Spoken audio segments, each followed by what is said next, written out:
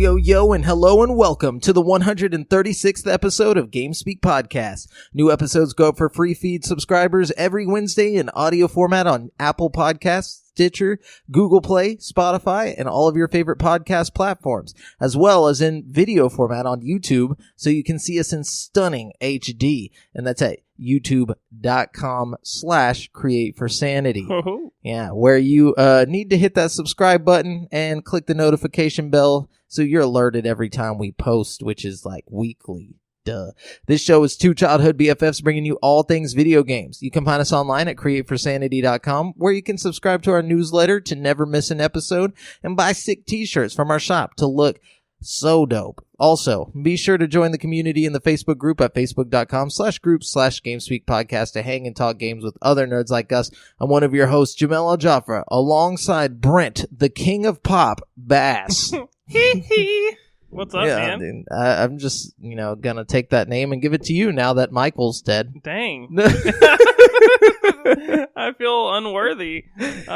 What's going on, man? Oh, nothing, dude. How's the world? How's the life that you're living? It's been lively, dude. How about you? Have you been doing anything this week? Yeah, just hanging out, To be honest with you, to be 100% honest with you, I haven't been the most productive person lately. I've just been playing lots of Pokemon Go, to be honest with you. Disappointment. No, I'm just kidding. I know. I'm just a terrible, horrible human. No contribution to society over here. I'm just catching Pokemon, dude. That's all I do, baby. What would Taft think, dude? He would be ashamed. Yeah. So I went and saw Zombieland Double Tap. Oh, tell me about it. Was it good? Honestly, yeah, it was good. I mean, the first part, like I'd say, like the first 30 minutes or so, it wasn't that great. But as soon as like the new characters started showing up, things got pretty funny. Like it felt kind of like outdated for a second, and then like they brought it up to speed. I felt like it was pretty funny. There's like a chick in there. I forget where I've seen her before.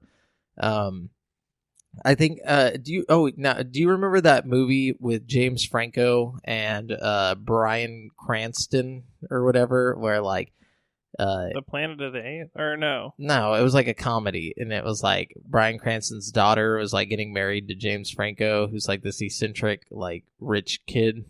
I don't remember that at all. Yeah, most people don't. AJ like was like, "Oh, that's where she's from." And I was like, "Oh, okay, yeah." So that's what she was in that as well. That's like who James Franco is going to marry. But she's really funny in this movie.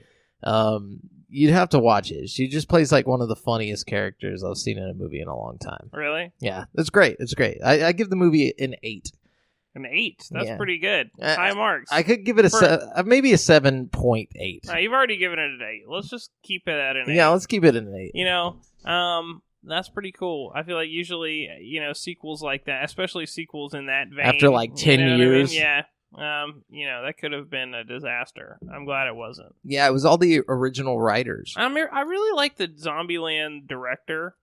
He's one of those directors that I feel like doesn't get enough props, Like, everybody hated Venom, and he directed that, too. I never watched it. It's not as bad as everybody makes it seem. It's a fun superhero kind of movie, Super villain, yeah. I don't know. It's not as bad as the critics made it seem. You got a lot of money. It got enough to where they're going to make a sequel. I'm also kind of a Venom, I'm obsessed with, Venom. That was always my favorite growing up, so anything Venom, I'm like, yeah. You know what I mean? Yeah. So, till Topher Grace was Venom. Even that, I wasn't, I didn't hate that as much as everybody else did. I didn't hate it either. I'm talking, all the Sam Raimi Spider-Man movies are my shit. I'm sad that the fourth one got canceled. Have you ever seen that little documentary on YouTube about the canceled fourth Spider-Man movie that Sam Raimi was going to direct? You should look it up. It's excellent watching material. Is there parts from the They have a lot of concept art and some of the CGI and stuff. They talk about what it was gonna be. What was gonna be in the movie and stuff. I can't really remember right now, but they had a shitload of supervillains that were gonna be in it. It was gonna be really cool. Dude, as long as Rhino was gonna be in it, I'd be there. No. All I care about is my boy Toby Mick. Dude. Tobey Maguire. I want a live action Enter the Spider-Verse or whatever with fucking actual like Tobey Maguire and Andrew Garfield and Tom Holland all in the same movie. I think that would be Miles. I think that would be hilarious, and I think it would be creative. It would be. It would be good. It would be good for all these directors who just believe that they lack creativity. Oh, that would be sick if they like went between the people's worlds, and like every time they went to a different world, it was a different director doing the. Oh yeah, dude. You know what I mean? I want Martin Scorsese to do a Spider-Man. Did you hear the other? We'll get into that. We'll get into that okay. in the news. Yeah, I feel like we're already getting into news territory. We might as well, unless you have something that happened this week. No, nothing special, nothing crazy. Nothing. Okay, so we'll jump straight into the news. Just so you guys know, we're using news articles from gaming news sites from around the web, and we do not claim any of the material as our own. We are simply giving commentary on said articles. I guess let me just jump straight to what we were talking about. That way we don't have to come back to it later. One of Hollywood's best known and most esteemed directors, Francis Ford Coppola, has spoken out about the subject of Marvel and superhero movies, and not just to back up Martin Scorsese's negative comments. He took things several steps further. Oh shit! Yeah, the 5-time Oscar-winning director behind movies like The Godfather and Apocalypse Now said Scorsese is right when he said superhero movies are, quote, not cinema, and that movie theaters have become more like amusement parks. Marvel movies don't offer enlightenment, knowledge, or inspiration, the 80-year-old director said to reporters after accepting the Lumiere Award in France recently. Quote, he said this after accepting an award? Hell yeah, dude. Dude, like, what a G. Like, what the fuck? He's like, quote, when Martin Scorsese says that the Marvel pictures are not cinema, he's right, because we expect to learn something from cinema. We expect to gain something, some enlightenment, some knowledge, some inspiration, he said, according to the Agence France Presse news agency and France 24. Quote, I don't know that anyone gets anything out of seeing the same movie over and over again. Martin was kind when he said it's not cinema, Coppola added. But I'm not kind, and I'll beat the shit out of you directors of these Marvel movies. He's like, he didn't say it's despicable, which I just say it is. Coppola's, it's Coppola. Coppola's comments led to a swift response on social media from movie fans and movie makers. Deadpool creator Rob Liefeld said, Scorsese's and Coppola are titans of the movie business, and they have earned a place to share their opinions about film.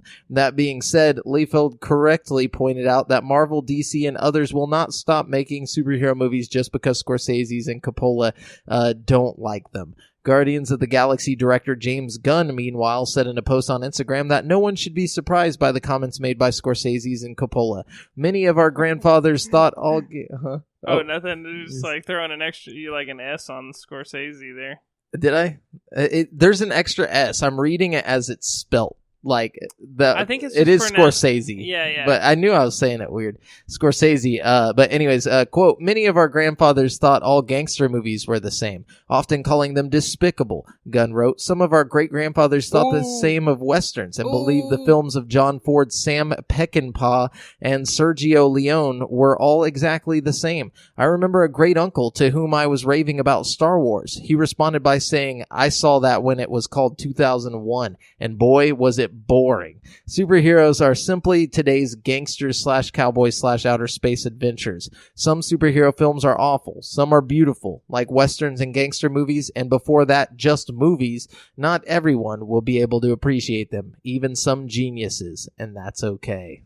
Dang. End quote. I like that. Yeah, that is fire. Yeah, you know, that's some realness right there. You know, in that same I was reading that article. I didn't write it down, but I was reading that article, and I noticed that they had a bunch of like tweets that people, like just normal people, were like tweeting about it. Yeah, and some of them were really good. One of them was Dragon. I can't remember. I think it was Coppola.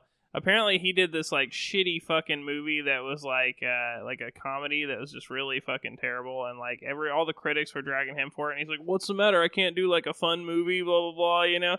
And like basically, they were just like bringing all that up. Maybe that's why he's doing this. Maybe they bullied him so hard that he's having like bringing that back. And, yeah, it's like, you know, he's bullying now because he was the bullied. You know what I'm saying? Maybe he's really just a hurting pup, a hurting soul. Yeah, lashing out. Oh, poor lad. 80-year-old lad. I think they just don't like change. I think they're just jelly, dude. They see these fucking cinematic fucking, bombastic action scenes. And they're like, this is trash, Maybe that, or it's just the fact that it's like they're into more serious shit. Can you imagine being 80 years old, Brent? And when you're 80, the last thing you want to do is watch fucking these young hot men run around on fucking camera, like just kicking everybody's ass, and then all the kids are just like, yeah, and you're like, but I made a movie. Gran Torino, just like yeah, but that's the thing though, that's not even what's his name? No, I know. I feel like he probably loves these movies. Probably. Yeah, I don't know why I drug him into this, but yeah, just because he's 80. Because he's old and he made a movie. Yeah.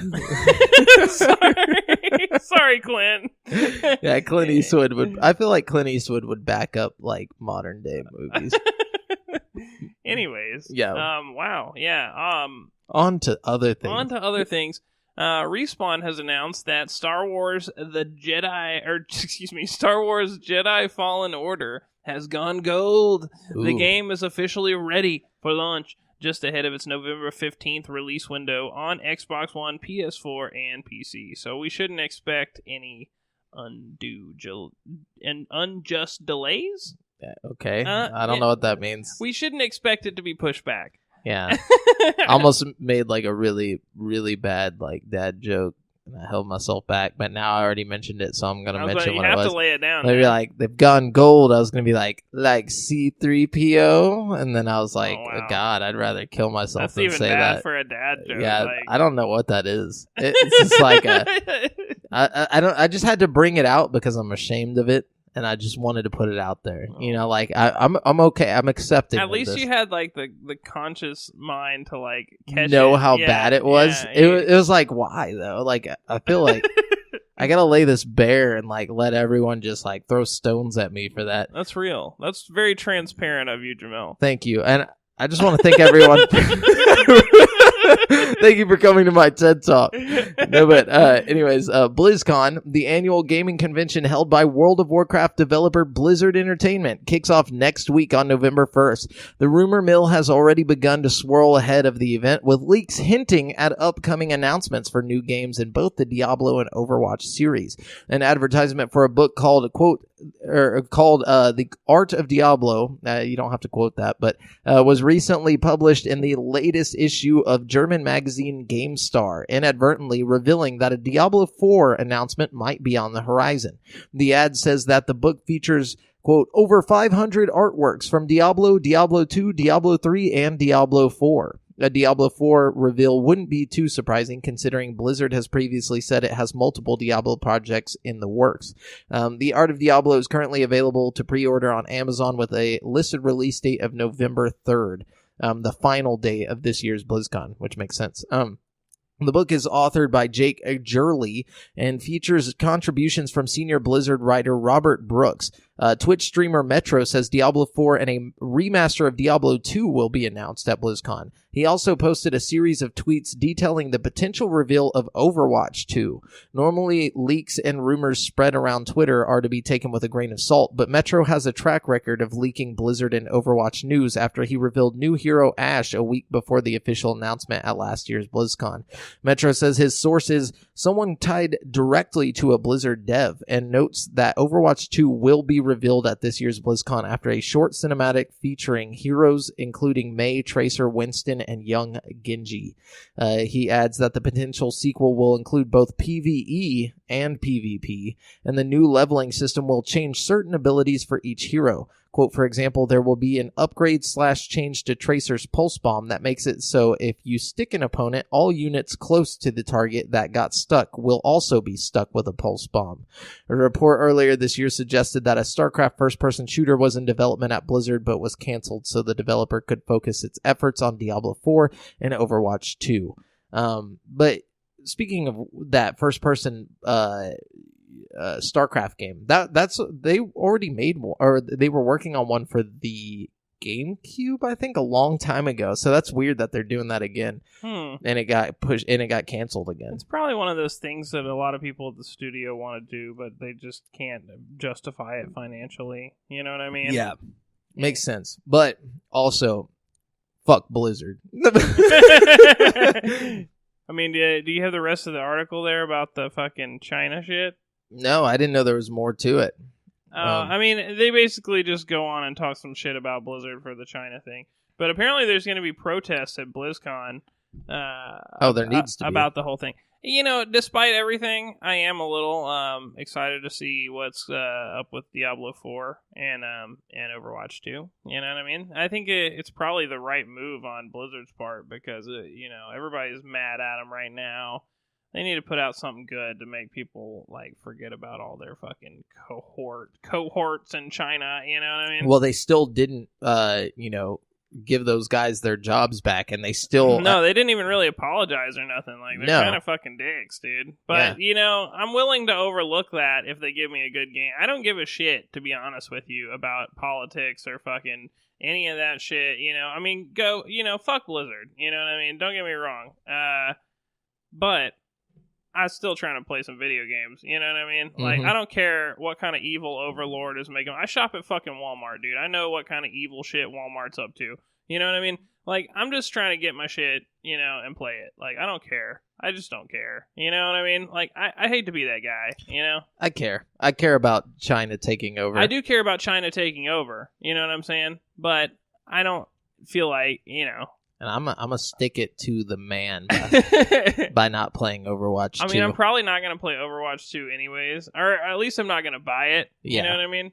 I might play Diablo, but again, that's a big maybe. You know what I mean? Diablo. Yeah. You know?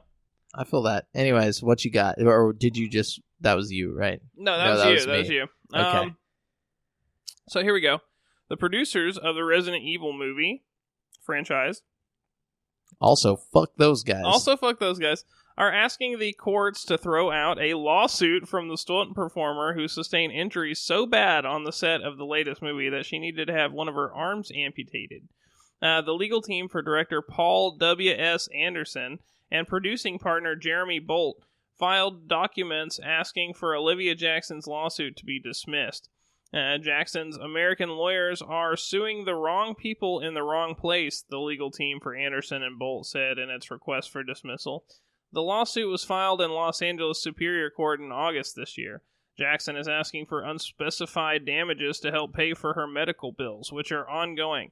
Jackson suffered serious injuries on the set of Resident Evil, the final chapter, when performing a motorcycle stunt that went wrong. It was so bad that doctors amputated her left arm above the elbow. According to The Hollywood Reporter, Jackson's lawsuit claims that Anderson and Bolt created an unsafe working environment on the set of the last installment of the popular movie franchises, and also failed to procure adequate insurance to cover the injuries that resulted from her crash. Yeah, it's absolutely their fault. We talked about this whenever it happened, I believe. Maybe, I can't remember if we did. But what happened is she was supposed to perform this stunt on the motorcycle, but they had her do it like last second. They were like, okay, just do it. And she was like, well, we haven't prepared this. And they were like, just do it, don't worry.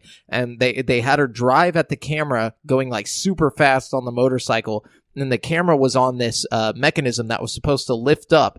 And there was like a lack of communication because it was a last second thing. The guy lifted up a second too late and she ran straight into the camera. Right. Which caused her arm to be amputated. Yeah, you know, among other things. Among many other things. Yeah. Yeah. That's the worst of it. But I mean, you know, she broke some ribs and stuff too. I mean, it's pretty fucked up. Anderson and Bolt, meanwhile, claim that because Jackson was reportedly hired for the final chapter by an unrelated company based in South Africa, they are not responsible for paying damages. That's some bullshit. I know. The lawyers for the director and producer also state that this company, Davis Films, tried to get Jackson a $3.2 million liability policy from a South African insurance company called Hollard Insurance. However, Hollard reportedly would not pay Jackson's claim because the terms apparently stated that the policy does not cover all cast and crew. Davis did, however, pay $248,265 to Jackson to help her cover her medical expenses. So probably the exact amount of the medical expenses. Yeah, that's some straight I mean, they amputated bullshit. her fucking arm. She can't work now. Yeah. Like, they owe her basically for the rest of her fucking life. Yeah, for sure. Like, what? She should, yeah, for real. She's out of work. Like, what is she going to do? Be a zombie now? Like, she could, actually.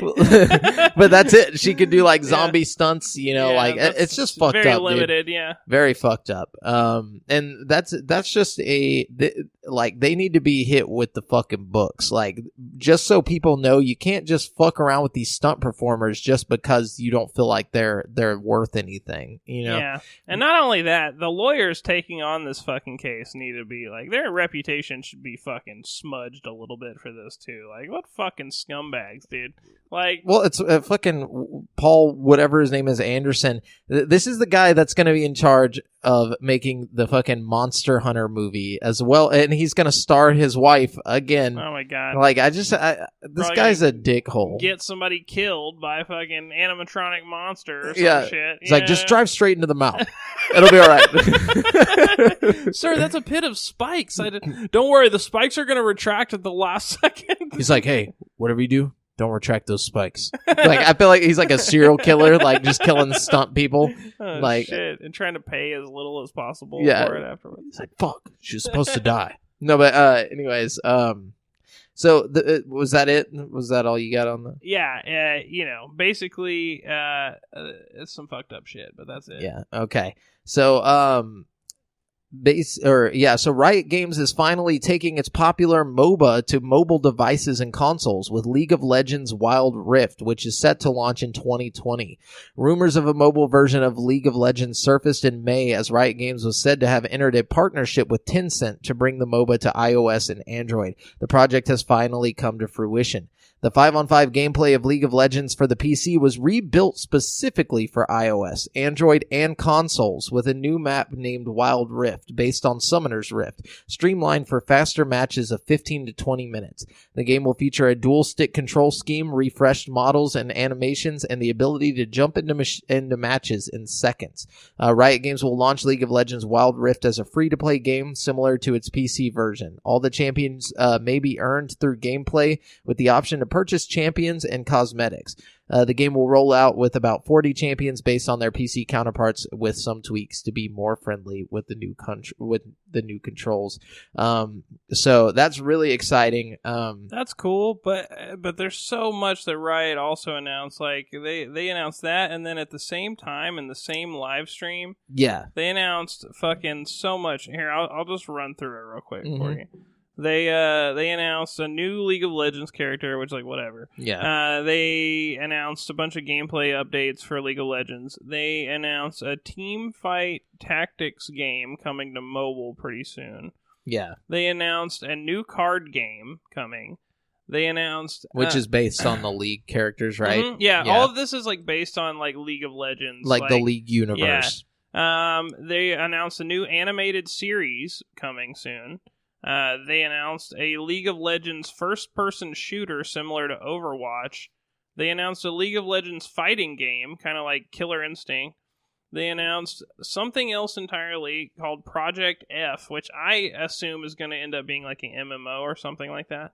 And they announced League of Legends Origins, which is going to be like a feature-length documentary about like how... That's on Netflix, actually. I was about to say, I've been watching it. I'm like halfway through it. It's really good, especially if you like League. Like, I love League of Legends. Like, I don't play it, but I love watching it. And like, Aaron's really into it. And like, it's pretty funny because I like got Aaron into it, and then I just like never played it again. And now he's like, it's like he's really fucking good. Really? Like, Aaron plays it all the time. That's dude. really cool. I love like just hearing shit. Like, Aaron's the one who sent me the link to this and was just like, oh yeah, dude, like they're like bringing it to mobile and stuff. So I'm gonna jump right back into it once it comes to mobile. I just don't have time to play 45-minute matches. You know what I'm saying? It's like, it's gonna be good on mobile. They also announced a social impact fund, which is going to be like a charity thing where they like sell certain skins in their games, and like all the money from those skins specifically will go into like a pot, and like it'll go to like some kind of charity or something like that. That's pretty cool. Nice. And they're making like maybe the stupidest game I've ever heard of. It's a video game. This is an actual video game coming out called League of Legends Esports Manager. And you manage an esports team. That doesn't surprise me because like the whole esports thing around League of Legends, like there's coaches and stuff in League of Legends. Like some of the players from like the old teams that stopped playing are now coaches, making millions of dollars a year being coaches of teams like of League of Legends for esports. Wow. So like it's just as big. Actually, I think they talk about it in the Netflix documentary about that their League of Legends, like I guess like whenever they streamed like their competition or whatever, their esports competition, it like made more money than like all the sports combined. Like it was ridiculous. It was some weird shit. Wow, I believe it. Yeah, it just blows my mind. Like, I mean, that I might be overblowing that a little bit, but it did break some record on like how many viewers and how much money it made. I know in like South Korea and stuff, it's like super duper popular, like as an esport. You know what I mean? Like, oh yeah, it's a big deal, dude. Big deal. It's pretty exciting. Like, I'm actually just super stoked to jump back into League of Legends, and I'm glad it's coming to console. I'm not stoked to jump into League of Legends at all, but I'm stoked to play the like first person shooter and the fighting game and that stuff. Looks cool too. Those are more up my alley, and like with the roster of characters from League of Legends that exists already, I can only imagine that these games will have like a huge amount of characters, and I think that gets me kind of excited. You know, I like games with lots of characters. You know, I feel like this is like Riot Games is trying to like answer to Blizzard almost in this way. Like they're coming with their Overwatch, but they're also going to have a fighting game. They're talking about possibly a MMO. You know, like that's just me speculating on the MMO. That they didn't really give like a specific type for that. They just said they're working on a big game where you can explore the world or whatever. Which sounds like an MMO. Yeah. But I mean, like especially since they're PC oriented for the most part. My thing is like I feel like they're trying to take on Blizzard, especially now that Blizzard is like on the downtrend. Yeah. So. Yeah, Riot's still pretty highly esteemed in the public eye, I feel like. Even though they basically just got bought out by Tencent as well, which is the same company that owns Blizzard, or owns a huge portion of Blizzard. So hopefully they don't start like limiting people. But I believe they actually said something about it. Like they mentioned, they were like, we would never like censor our players or whatever. So I think they spoke about that. And I'm sure they still have mostly creative control. You know what I mean? Yeah. Like, and you know, it's one thing to like censor a game to release it in China. It's another thing to like fire people from your company and like, you know what I mean? Like, I understand if you want to cooperate with China just to like get your game out in the Chinese market. Yeah. You know what I mean? But don't like, censor people themselves for like talking. Sorry. So moving on, Fallout 76's Wastelanders update, which is to add human NPCs with dialogue and quest lines, more like a single-player Fallout game, has been delayed. Of course. Probably so people can play the Outer Wilds. I don't think so. No, I'm just kidding. Yeah, I mean, they probably just need more time. If it's going to be... I mean, they're saying here... I won't read the whole article, but they're just basically saying that it's an ambitious update and they want to make sure it's done right. It is ambitious because they have to create quest lines. They have to create basically a reason for these people to exist in the game. Mm-hmm. You can't just like stick NPCs in it and be like, there you go. It's like... they got to basically make a whole new game. Mm-hmm. You know, it's crazy. Yeah, I think it's going to be great, though. I'm excited to see what they do. It's always felt like the skeleton of a really good game, and I think once you add the NPCs in, there's gonna be a lot going for it. Hopefully it's not like weird shit like on like the first what was that game called? Rust? No, what was that game called? Rage. Hopefully it's not like Rage where they like stand there, but they're like, you can't actually like move them or do anything to them. You know what I'm talking about? Yeah, that would suck. Ah, man, I didn't think about that. I bet the NPCs that you get quests from, like in Skyrim, where if it's like a really important one, you can you can't kill them, but you can knock them over and they just kneel for a second. And ooh, it'll probably be like that. Because you can't just have somebody going around killing all the quest giving NPCs in the world. You know what I mean? Yeah. Well, hopefully they add NPCs that aren't quest giving. Hopefully they add raiders and shit. I'm sure they will. There's big towns in the game that they could flesh out if they wanted to. Right now they're crawling with monsters and stuff, but I think ghost towns. I think if they wanted to, they could have it to where they with a patch make it to where there's a little city area of the city. A city's been built. Yeah, exactly. It would make sense. So the big changes to Xbox Live gamer tags announced back at E3 in June have now gone live more broadly on console, it seems. As announced previously, players on Xbox One can now choose a gamer tag you want, even if it's already taken. If you choose a gamer tag that is already claimed, Xbox will auto-generate an ID suffix of numbers after a hashtag symbol or a pound symbol. For example, if you wanted COD fan 1 and it's already taken, you could be COD fan hashtag 107 or some other variation of that. The suffix font size is smaller and the color is different, so the name you want will stand out. These changes are seemingly inspired by similar systems already employed on Battle.net and Discord. Importantly, this is only a new option. Existing gamer tags will remain intact and no one will be able to take your exact name unless you relinquish it. It's also worth mentioning that Microsoft's code of conduct still applies to the new gamer tag system, so you won't be allowed to use hate speech or other offending terms. There is a max character limit of 12. The first gamer tag name change is free, and you can do that on Microsoft's website. Players will see their new name on the dashboard immediately, but any new title you choose won't show up in games until 2020, according to VentureBeat. Weird. Yeah. So you can do it now, but you won't see it, or nobody else will see it until next year. But you can go ahead and basically grab the name you want, That's interesting. Yeah. I'm fortunate enough to enjoy the name that I chose. Mm-hmm. Okay. Let's see what we got here. Xbox Game Pass is actually encouraging players to buy more games and more genres, according to Microsoft. ID Xbox lead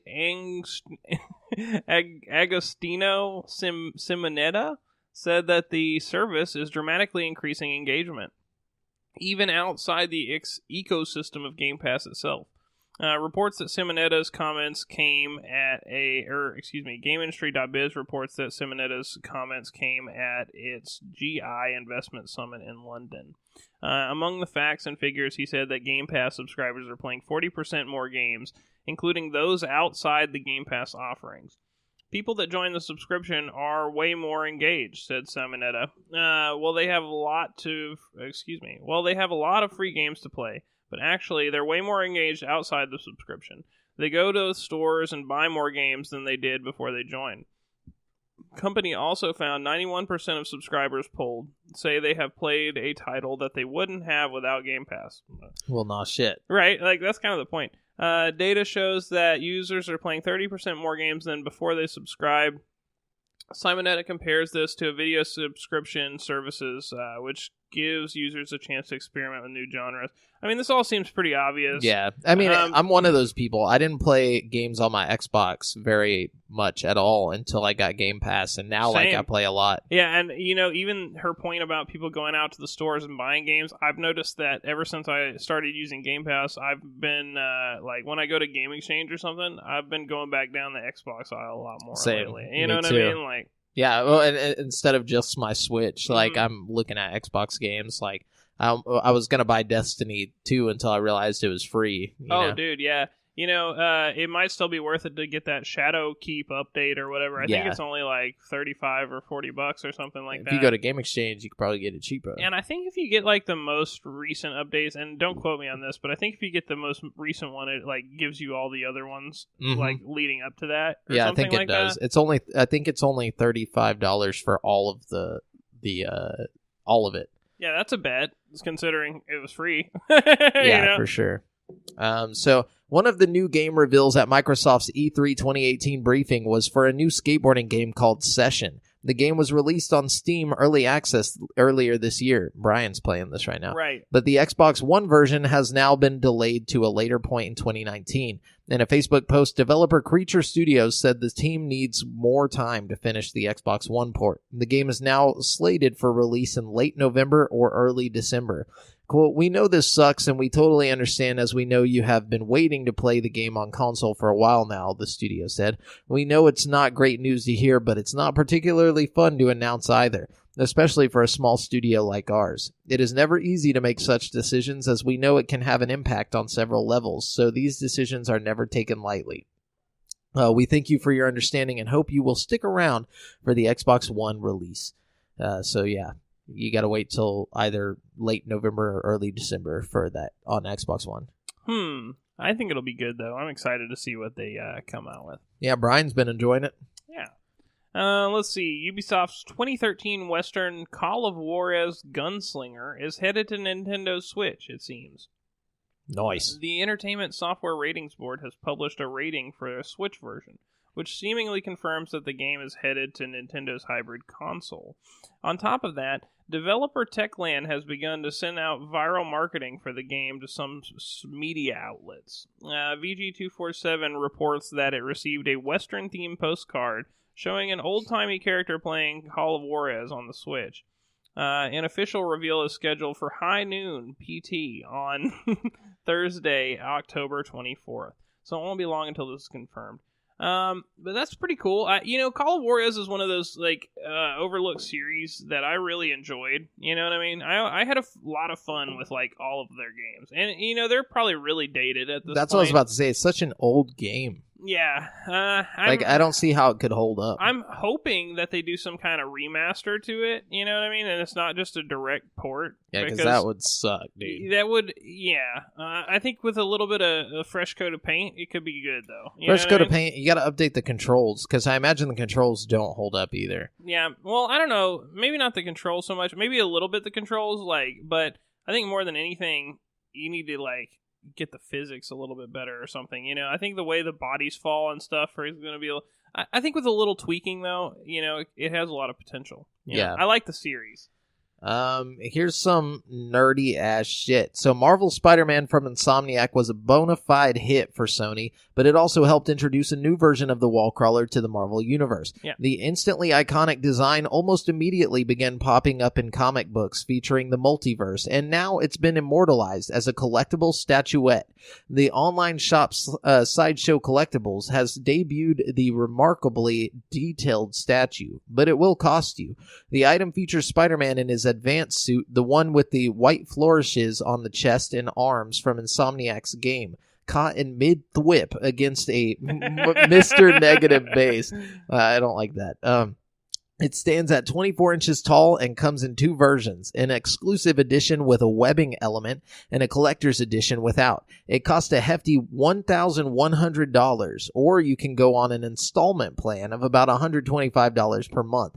There doesn't appear to be a price difference between the exclusive and collector's versions, but the one with the extra design element is limited to one per customer, while the other is limited to two. The statuette is expected to arrive between January and March 2021. Why would they have a limit on how many you could buy? Because they're probably hand making them. Oh, okay, yeah. And don't they want money, dog? And it won't arrive until 2021. I need 46 Spider-Man statues. God, it's so ridiculous. Who's gonna pay $1,100? I mean, somebody's gonna pay it, but my thing is, if somebody's like, I got $50,000 and I need you to turn it all into Spider-Man statues, they're gonna be like, no, sorry, you can only get two. Probably because you got to think about the cost and the time that you got to put into it. Yeah, I mean, I get it, Because say he wants $50,000 worth of them, you would have to hire other people to make it, and in the end, you would lose money. Waiting a long time, though. What if he's like, all right, 20 years from now, you're going to have all of your Spider-Man. There's no way they're losing out on a lot of money. It's just a time thing. You know what I mean? They're probably marking those things up like 150%. You know what I mean? Let's think about it for real. How much do you think it costs to make? I don't know. I don't know what they're made out of. That's the thing. all these Spider-Men everywhere. You know, we got to call them Spider-Men now because of the multiverse. There's too many of them. There's no such thing as Spider-Man anymore. You got Miles, you got like Tom Holland, you got Tobey Maguire, you got fucking Andrew Garfield, you know, you got all those other fake ones, you know, besides outside of Tobey Maguire. You got the Bollywood one. You know, that's true. We've all seen the Spider-Man, the Bollywood Spider-Man. Yeah, that's true. That is true. You got them in like all the pornos. You know, you got the Spider Boys. You know. Anyways, what you got? A little less positive cinematic news. The new Will Smith action movie Gemini Man is expected to lose a huge amount of money after following a flop at the box office. Poor Will Smith, man. You know, all he does is just pour his heart and soul into things and just give back to the community. And this is how we treat him. You know, I think. Okay, so I didn't realize this. I saw a thing. Will Smith hasn't had a positive tomato meter rating on a movie since before 2007. Really? What was his last good movie? Let's get just like the last good like movie I remember. I don't know. I'm trying to think of like the last time I saw a movie with Will Smith, and I was like, "Fuck, that was a dope movie." You know. I Am Legend was great to me. That was a good one, but that's an old movie, man. Like, yeah, that's like 2005 or something. Let's see. His highest rated was Men in Black in 1997 with a 92%. That's understandable. Great movie.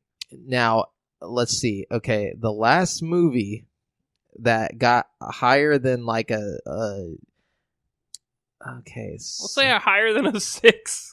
What is it? Yeah, no. Anything higher than 5. Okay. Let's see. What about Hitch? That had to have done pretty well. Hitch got a 68%. Okay. And that came out in 2005. Oh fuck. Okay, so this is going backwards. Okay, so the last time he got holy shit. Yeah. Okay, so yeah, he hasn't had anything above a 50% since Men in Black. No, since the Karate Kid. Was he in the Karate Kid? Oh, he was a producer he was just a producer on the Karate Kid. So even before that. So I Am Legend was the last thing he got with above a 50%. And I Am Legend got a 68% in 2007. Oh, that's a super low rating for I Am Legend. Everything after that. Hancock got a 41%. Lakeview Terrace, he was only a producer and it got a 44%. 7 Pounds got a 26%. There's no 7 Pounds was 7 not Pounds that was excellent, bad. Dude. What is wrong with 7 Pounds? Yeah. What about that one movie where he's with his kid and it's super sad? Oh, that was way before. That came out before I Am Legend. Really? You're talking about The Pursuit of Happiness. Yeah, that came out in 2006, and that got a 67%. It got 1% less than I Am Legend. That was a pretty good one too. It was They're good. Kind of harsh critics over there. Yeah. After Earth got an 11%, Winter's Tale got a 13%, Annie got a 28%, Focus got a 56%, Concussion 59%, Suicide Squad 27%. Oh God, he was in Suicide Squad? I didn't even realize. That's got dude. He probably thought that was going to be his big return there too. Yeah, that sucks. Gemini Man has a 25%. Even Aladdin. Hey, Gemini Man's actually doing better, like critically, than his other ones. If you think about it, better than 11. But it says here that Gemini Man could lose $75 million or more following a slow start in theaters, both in the U.S. and abroad. God. Gemini Man only made $20.5 million in the U.S. and Canada over its October 11th through 13th opening this weekend. Worldwide, it's made $118.7 million thus far. That is a lot of money, but the film had a reported production budget of $138 million, in addition to $100 million or more in marketing costs. God, that sucks. It's like, why do people keep putting him in movies? Like, if they have this long, like, history of him just flopping movie after movie. You know, I don't know, man. To be honest with you, like, I think a big problem with this most recent one is like, and I think the movies before this were like critical failures, but like they at least made some money. They probably made money, yeah. Like this one actually lost a shitload of money, you know what I mean? Yeah. But like, It's Suicide Squad, though it only made like a 28% on Rotten Tomatoes.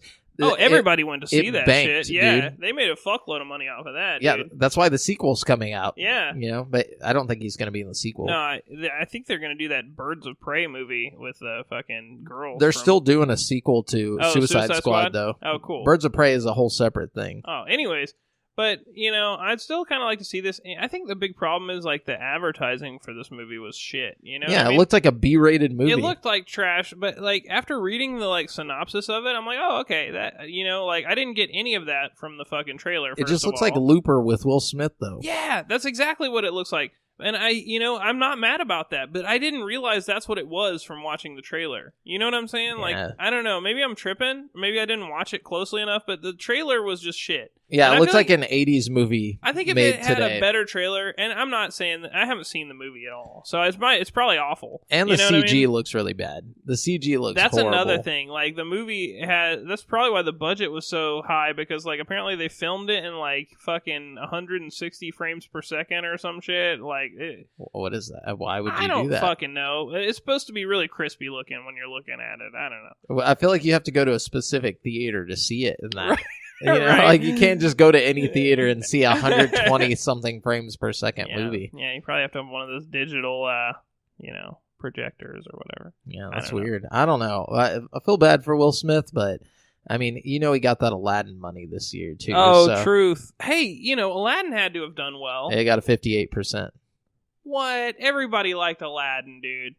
Critics don't literally like Aladdin. Every single person I know that went to see Aladdin said it was good. It was good. It wasn't great, though. It wasn't like, dude, this is 100%. Dude, I think Rotten Tomatoes is too harsh, though. Like, IMDb is where I go, man. They got the... Hang on, let's see check what... Check let's the see what IMDb. they're doing. Hang on. Let's see, yeah. Yeah, check that IMDb. Aladdin is still pretty harsh. Don't get me... I mean, not Aladdin, but, IMDb is still pretty harsh. But yeah. I feel like it's a little more fair.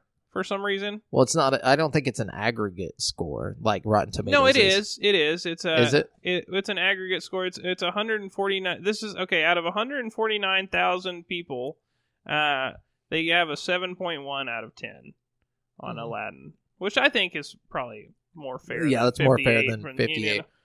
Yeah, that makes sense. So the much anticipated live action adaptation of the hugely popular anime series Cowboy Bebop has only been in production for a few weeks, but it will now face a lengthy delay. It has been reported that star John Cho has injured himself on set, leading the production on the Netflix show to shut down for many months. According to Deadline, Cho suffered a knee injury during a routine and well-rehearsed scene on the New Zealand set of Cowboy Bebop. The injury requires surgery and extensive rehabilitation, and Cho has flown back to LA for treatment. The production shutdown is expected to last from 7 to 9 months. The site states that because filming was at an early stage, Netflix could have easily recast the role. However, the streaming giant is reportedly fully committed to Cho and willing to wait until next year to resume shooting. Cho himself posted on Instagram thanking fans for the good wishes. Well, that's cool, I guess, Yeah. That sucks that we gotta wait, but, Yeah. I don't understand, like, I mean, is it that bad with it they can't just get, like, a stunt double for him or something? You know what I mean? Like, well, he probably can't walk. He's got to go through rehab. That's what they were just saying. He's got to go through extensive rehabilitation. They can't just, like, CG his face onto somebody. Honestly, this John Cho guy, I don't know who he is. You don't know? He's the dude from, you ever see The Green Hornet? Yeah. No? Yeah, no, I did. Oh, you did? Like the new one? Yeah. Yeah, I think he's the Asian guy in that, right? That's John Cho? I think so, right? Or I could be wrong. Hold on. I'll check it. You keep going. You go on to the next news. Check that out for sure. I could be wrong. Could be tripping about that. I think you're right. Yeah. So it's definitely him. After no, it's not. Are you sure? He's the guy from Harold and Kumar. Oh, I'm tripping. I knew I'd seen him somewhere. Why is he? He's 47 years old. Why are they putting him? Is he going to be Spike? He's going to be Spike. Ugh. That's some bullshit. That's going to be stupid, dude. Dude, Keanu Reeves should have been Spike. Dude, yeah. Like, absolutely should have been Spike. Wait, what the fuck is going on here? That's a bad choice. Whatever. Yeah. Whatever. Anyways, go ahead. After shutting down on September 14th, the troubled movie subscription service MoviePass has allegedly risen from the grave to charge former subscribers unexpectedly. It's like, oh shit, we should get like one more payment from everybody. That's what they did, dude. Hell yeah. The New York Post compiled various reports of users getting charged despite the MoviePass app canceling operation. A few users, subscribers up to the very day the service ended, reported charges from MoviePass on their cards. Some saw the $10 membership fee, while others experienced this plus additional charges. CEO Mitch Lowe told the Post that reports of the subscribers getting charged following MoviePass's shutting were false and misread.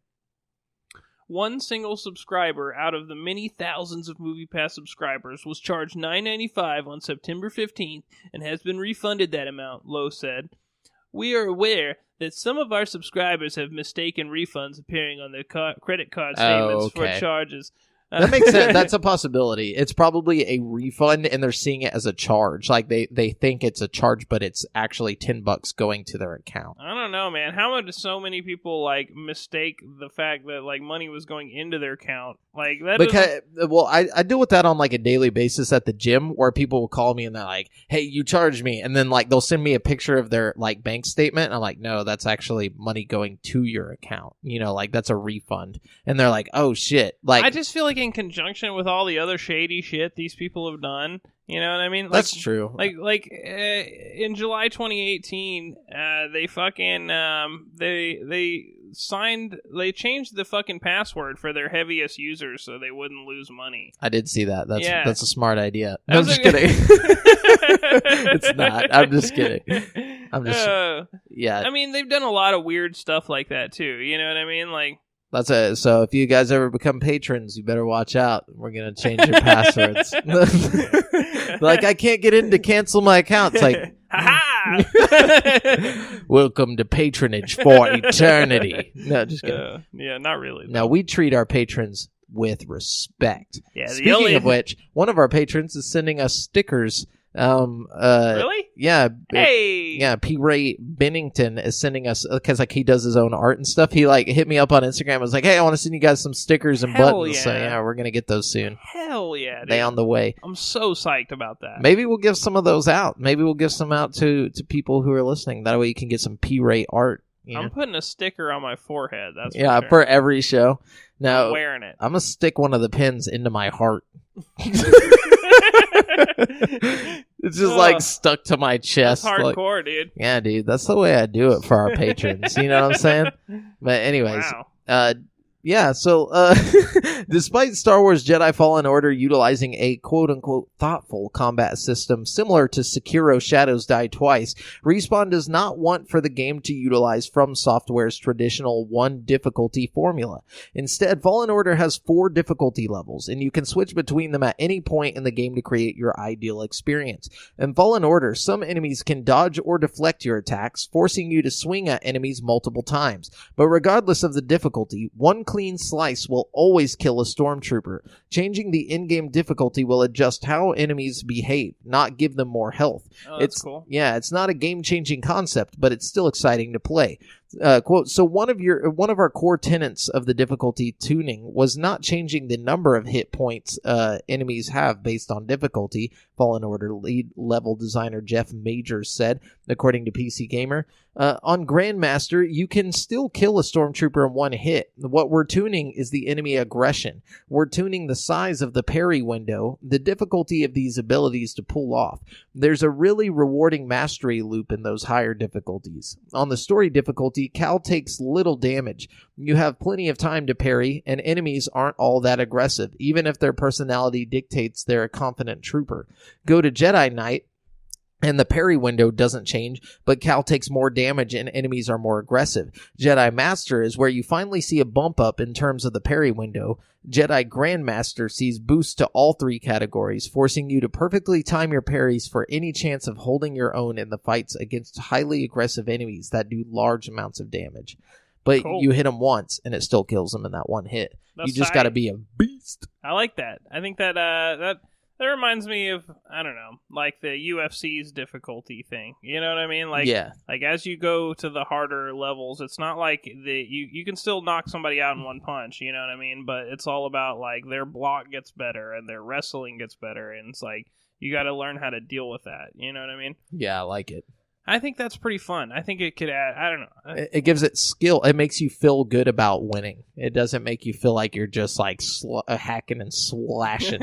Yeah. That's one of the few pieces of news about that that's actually kind of gets me a little hyped about that. I don't know why. Yeah, same. I'm excited, though. Let's see what else we got. Hitman 2 has a Halloween event. It starts October 22nd, so you can download like a Halloweened out version of like the first level. So that's the cool thing about this is like even if you don't have Hitman 2, they put this on the level that's free. You know, like nice. They have the very first level available for free if you didn't know, which is a lot of fun. And they Halloweened it out. It's pretty sweet. So this will be available as you hear this episode. Yeah, so you can check it out, and they have some like bat shurikens and wetsuits and stuff. So check it out. All kinds of cool stuff. Hitman, Yeah, cool. I'm out of news. You keep going. Okay. Fortnite's big Chapter 2 update arrived last week, revamping the popular Battle Royale shooter with a new map, new features, and numerous other changes. One of the most notable additions is fishing, which lets you reel in restoratives and weapons from lakes and other bodies of water around the island.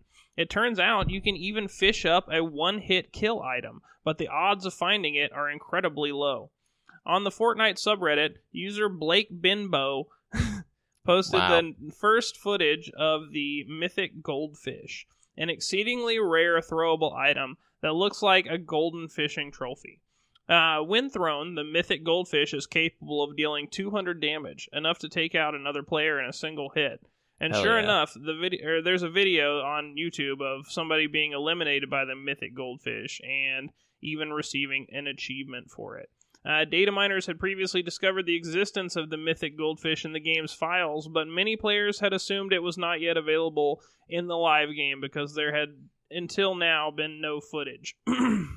Yeah, so this past week's Couch Bro Op was us playing Destiny 2. We're thinking this weekend on Saturday, our Couch Bro Op will be me and Brent playing on Fortnite, trying to fish up this the mythical statue fish. Yeah, we're gonna get it. We'll be playing online together like we did with Destiny, so that'll be pretty fun. Check it out. Yeah, by the way, our YouTube, we reached 100 subscribers. Hey, thank you everybody who subscribed. Yes. We'll lie you.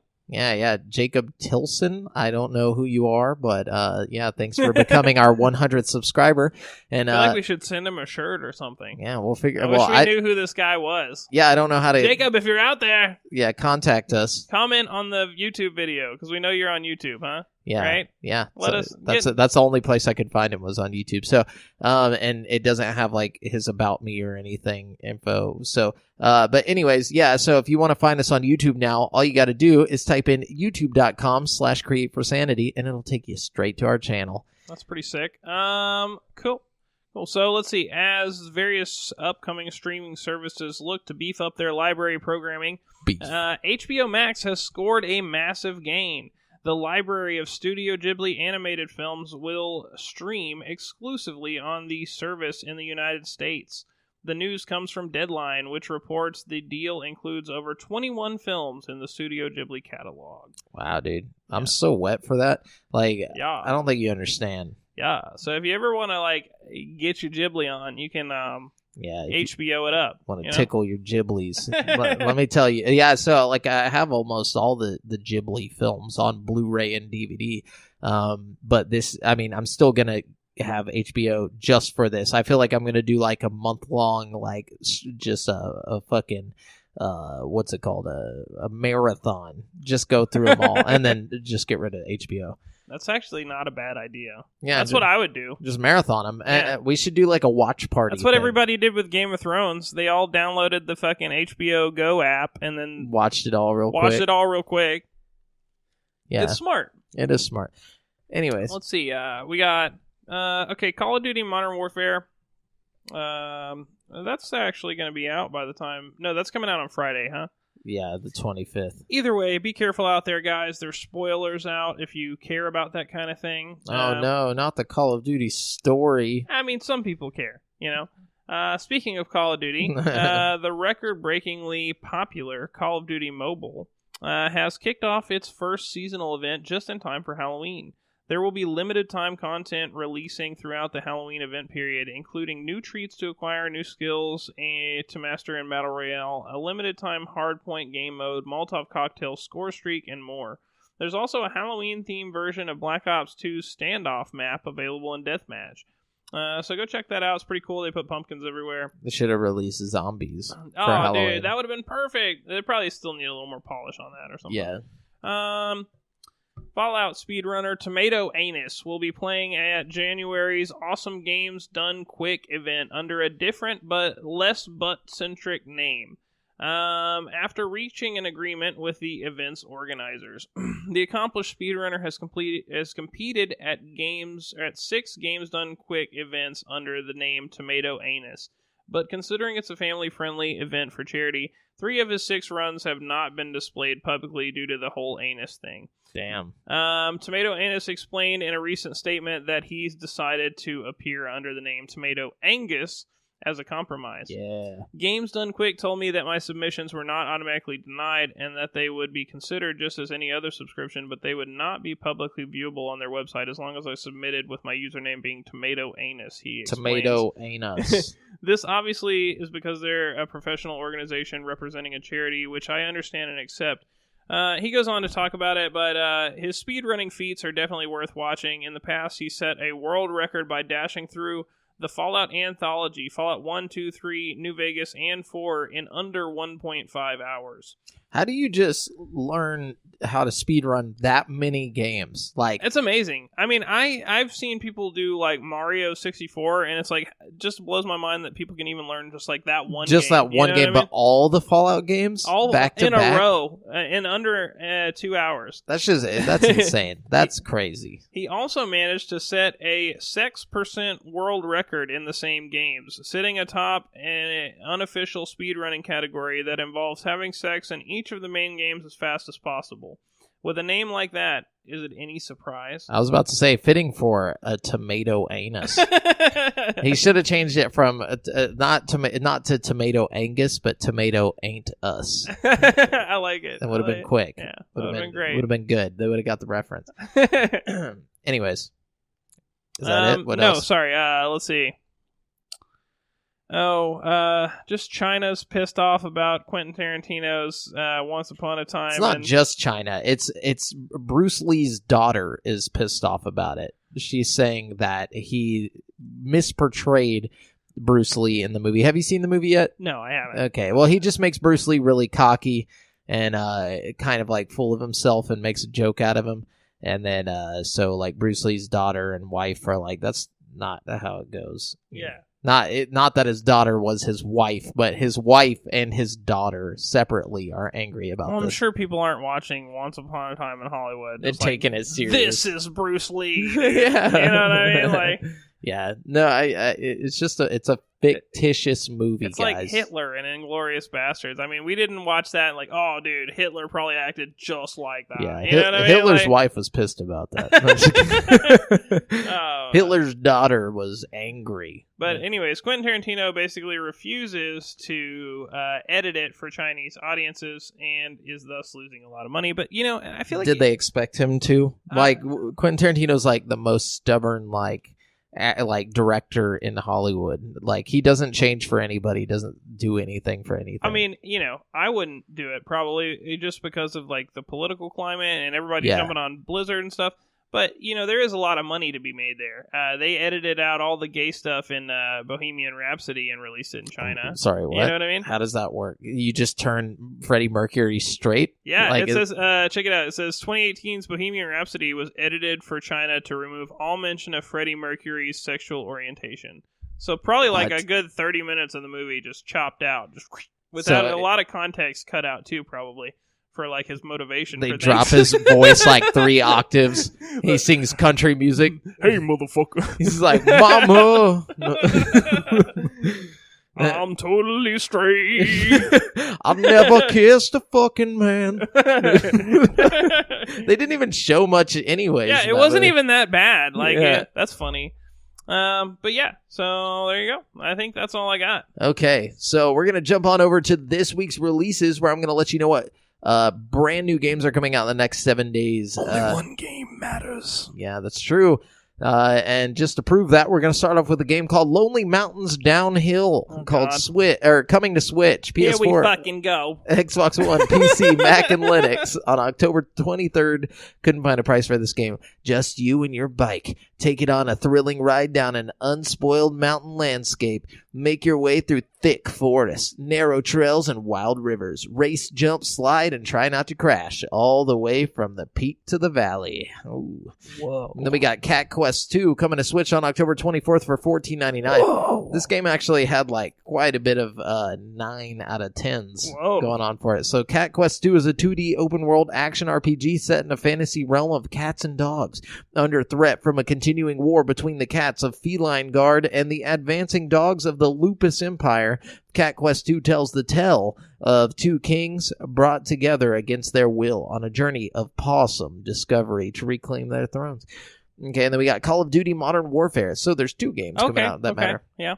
Let's go to PS4, Xbox One, and PC on October 25th for a whopping $59.99. So a normal game price. The stakes have never been higher as or players. $50 at Walmart if you go to Walmart. Or that, yeah. Everything is $50 at Walmart. Just so public service announcement, everybody.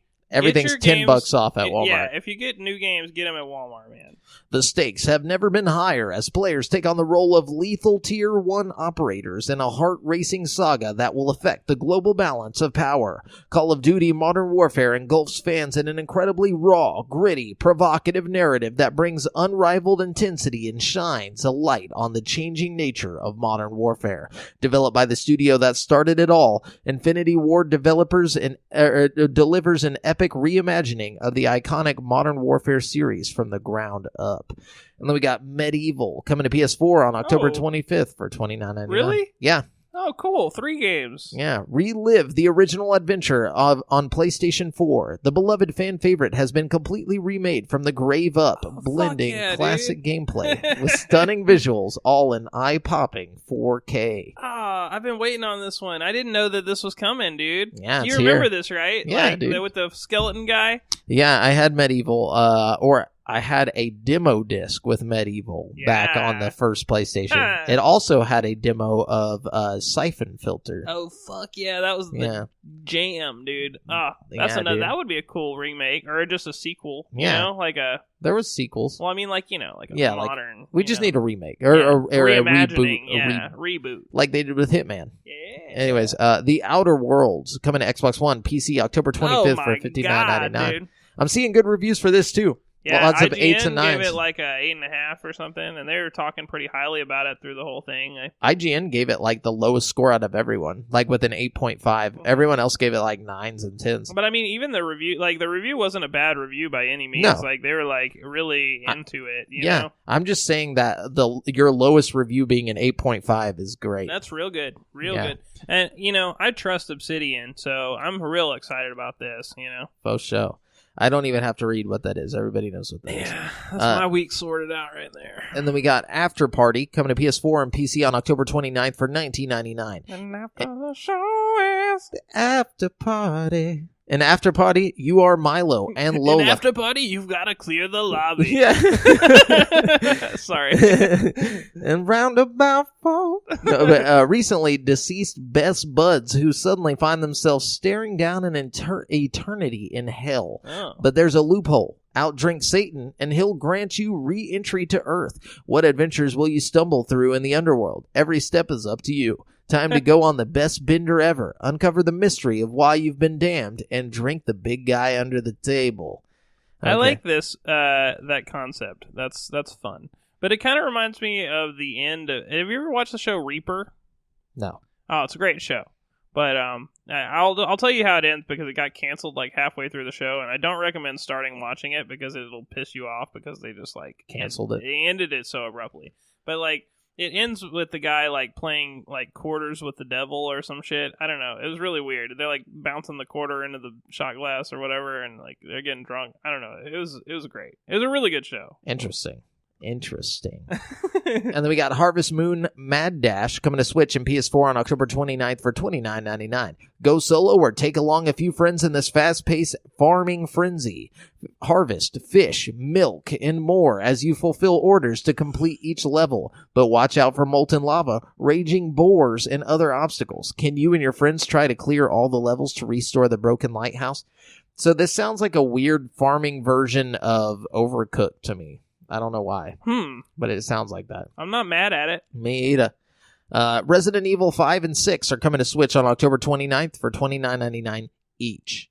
Jeez. God damn. That's a little pricey, but you know steep. what? You're getting a lot of good two-player action, and I think that's one of the things that, me personally as a Switch owner, I look for in Switch games. You know what I mean? You got a lot of really good split-screen co-op action there. So for sure. Hopefully it's not like the Xbox One version where, like, you can't save the second player's, progress. One thing, people really hate on Resident Evil 6 a lot. It gets... And 5. 5 too, but I feel like 6 gets the most hate out of the whole series. And I personally like 6 a lot. It's got like 4 different campaigns you can go through, and they're all kind of different, and they're like tight. I don't know. It's just not Resident Evil. It's not super scary or anything, but it's a fun game. I don't know. I feel like it's pretty underrated in my opinion. But yeah, it's fun action. Anyways. I'm one of those people that just kind of like likes what I like. You know what I mean? If it's yeah, we've learned that. I can't help it. Can't help who you are. You keep being you, Brent. Then we got Super Monkey Ball Banana Blitz HD coming at Xbox One, PS4, Switch, and PC on October 29th for $39.99.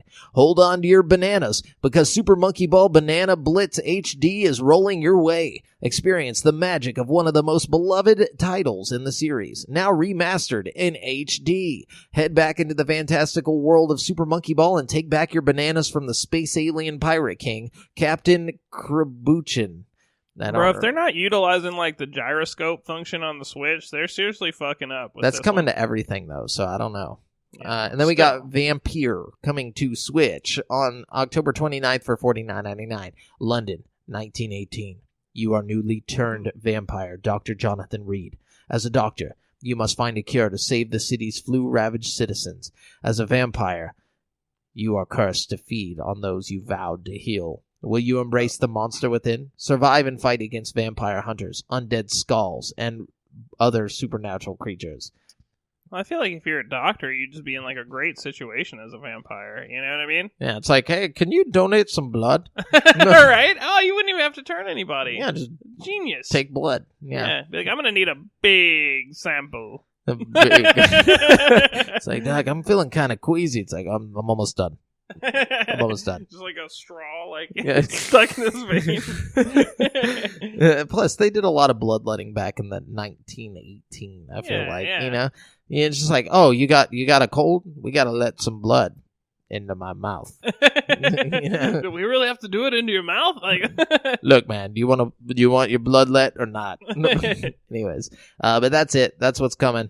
We're gonna jump on over to currently playing. Man. It seems like Brent's got some shit that he's been playing. I'm just going to go ahead and say what I've been playing. Destiny 2. I've been playing more Vanguard strikes and shit. Been asking people about what to do. You've been over here Vanguard striking, huh? Yeah, dude. I've just been running around the fucking Earth level just trying to find fucking loot, you know what I mean? Well, what I found out is that you can actually play through a campaign. What it is that the free version, the new light mode or whatever, it doesn't start you out in the campaign. You have to go and literally like be like, hey, I want to do the campaign. You know, how you do that? You go and talk to like the lady or in the tower. Like you go left and like talk to the person over there, and they'll give you the campaign missions. Okay, I've just been running around, just doing like like if you go around Earth and just like ride around on your little bike or whatever. Yeah. You can like come across like stuff that's just going down out in the world, and I've been getting all kinds of like engrams and stuff from that, and just like getting my level up. You know what I'm saying? Yeah, basically, you want to try and get your level all the way up to like 900 something. It's a pretty game. It is. It's beautiful. Real good looking. You know? Real party. I mean, it better be for the fucking 100 gigabytes. It's fucking... Between that and Red Dead Redemption, those two games alone take up like 200 gigabytes on it's freaking ridiculous. But they're both beautiful. I'll give them that. Yeah. You know? I'm probably going to be spending some time in Destiny for a while. I really want to get into it. So. It's a good game. It's a lot of fun. Yeah, I'm going to play through the campaign. I'm glad that it's free to play now, too, because it competes with, like Warframe. I know that sounds crazy. Yeah. But, Warframe is actually really good, and it does give Destiny a little bit of a run for its money. But the thing that Destiny's got going for it that Warframe just can't touch is, like, its level design. Oh, yeah. Everything in Destiny just looks beautiful and, like, placed in the right position. And it feels good. The gunplay feels good. The guns are punchy. Everything, I don't know, I like it a lot. I'm probably going to get the fucking season pass or whatever at some point. For sure. Anyways, Brent, take us through the list. Okay, so I've been playing Destiny 2. I've also jumped back into Fortnite a lot recently. I've been playing with like a little squad. Me and Matt are always going in, and I play with Phoenix sometimes. But Phoenix is on PC, and he's just so fucking good. And when you play with a PC player, it puts you in like a pool of like other people playing on PC and stuff. Yeah, so you're just gonna get smacked. So you just get smacked. I mean, I just feel like a third wheel when I'm playing with like, like I can at least kind of survive a little bit whenever I'm playing with like Matt, but it's just like, no, it's like, yeah. But I've been playing that. All the little changes are great. The whole new map, it's just everything feels so fresh. So that's really nice. Fortnite is just doing great things. I've been playing a fucking shitload of Pokemon Go. Today alone, I caught 2 shinies, I caught a fucking powerful ass Snorlax, and I caught a Darkrai in like an hour of playing. So nice. Yeah, I'm kind of killing it on Pokemon Go, dude. I got like some sheet. So anybody wants to link up and do some raids, let a brother know. Yeah. Let's see. I played a little bit of The Last of Us because it's like the free game this month, and I've already played through it. It's like a really good game, but I'm just going back and kind of like busting a few caps. I forgot how beautiful the game is. Like everything about it is just like super cinematic. Like, oh yeah, like the levels like I don't know. There's some things like you'll have like a normal level, but it'll be like raining really hard. You know what I mean? And like just the fact that it's raining will make it feel like a original concept or something when you're just doing some normal third person shooter shit. You know what I mean? The multiplayer is supposedly good. Is the multiplayer still up? I don't know. I heard somebody said it wasn't, but then like when I was downloading it, it popped up and it was like, "Would you like to play multiplayer first?" And I haven't jumped on multiplayer yet, just to see. Yeah, I'm trying to get the control scheme back mastered. You know, because I used to be really good at the multiplayer, but I also like.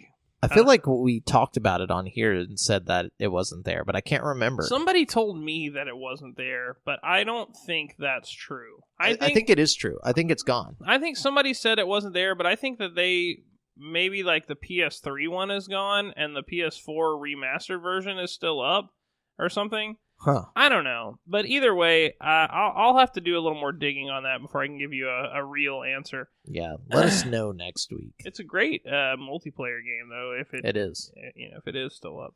I've been playing a lot of UFC, obviously. Love that game. Getting a lot of hate mail, a lot of angry people. People get so mad at you whenever you win in that game. And of course, not of course, actually, but I have been playing, or this morning actually, I played Chapter 5 of Exorcist Legion VR. I think this might be my favorite chapter. First of all, collectively, having played the whole game now, chapters 1 through 5, if you get the whole thing, like, and I insist that if you play this game, you buy all 5 chapters. You know what I'm saying? Yeah. It's fantastic. I mean, if you look at it as like a whole collection, you know what I mean? Each chapter takes anywhere from like 30 minutes to like an hour and a half to beat. So they're not very long, especially if you know what to do and you can just blast through it. You know what I mean? But they're scary as fuck, dude. It's legitimately one of the scariest games I've ever played in my life. Like, and the chapter I played today was fantastic. Like, it puts you in like a cave, and you're like going through this cave with a torch, and you're holding the torch in VR, and like you see all the shadows on the wall, and like I don't know, man. It was just so sick, dude. Like, you feel like you're getting deeper and deeper into the cave. Have you ever seen that movie As Above, So Below? I've seen parts of it. Yeah. That's what this chapter kind of reminded me of. I don't know. It's one thing I really like about VR, though, is like the whole drive here. You know, like when you go on a vacation or something and you do something really cool, and then like the next week afterwards, you're kind of thinking about like all the cool stuff you did that week, and like you just like kind of feel that like feeling again, and you're like, you know, you're imagining yourself there and like all the stuff you did. Like, I get that feeling when I play VR. Like, I was driving here and I was like, I just felt like I just went somewhere, you know, even though I was just in my house, like in this virtual cave, you know. I get the sensation of like turning around and seeing things, and I don't know, this is something about VR that's like special in that regard, you know what I mean? It didn't feel like, oh, I just spent time playing a video game. It's like, oh, I just went to this creepy cave, you know.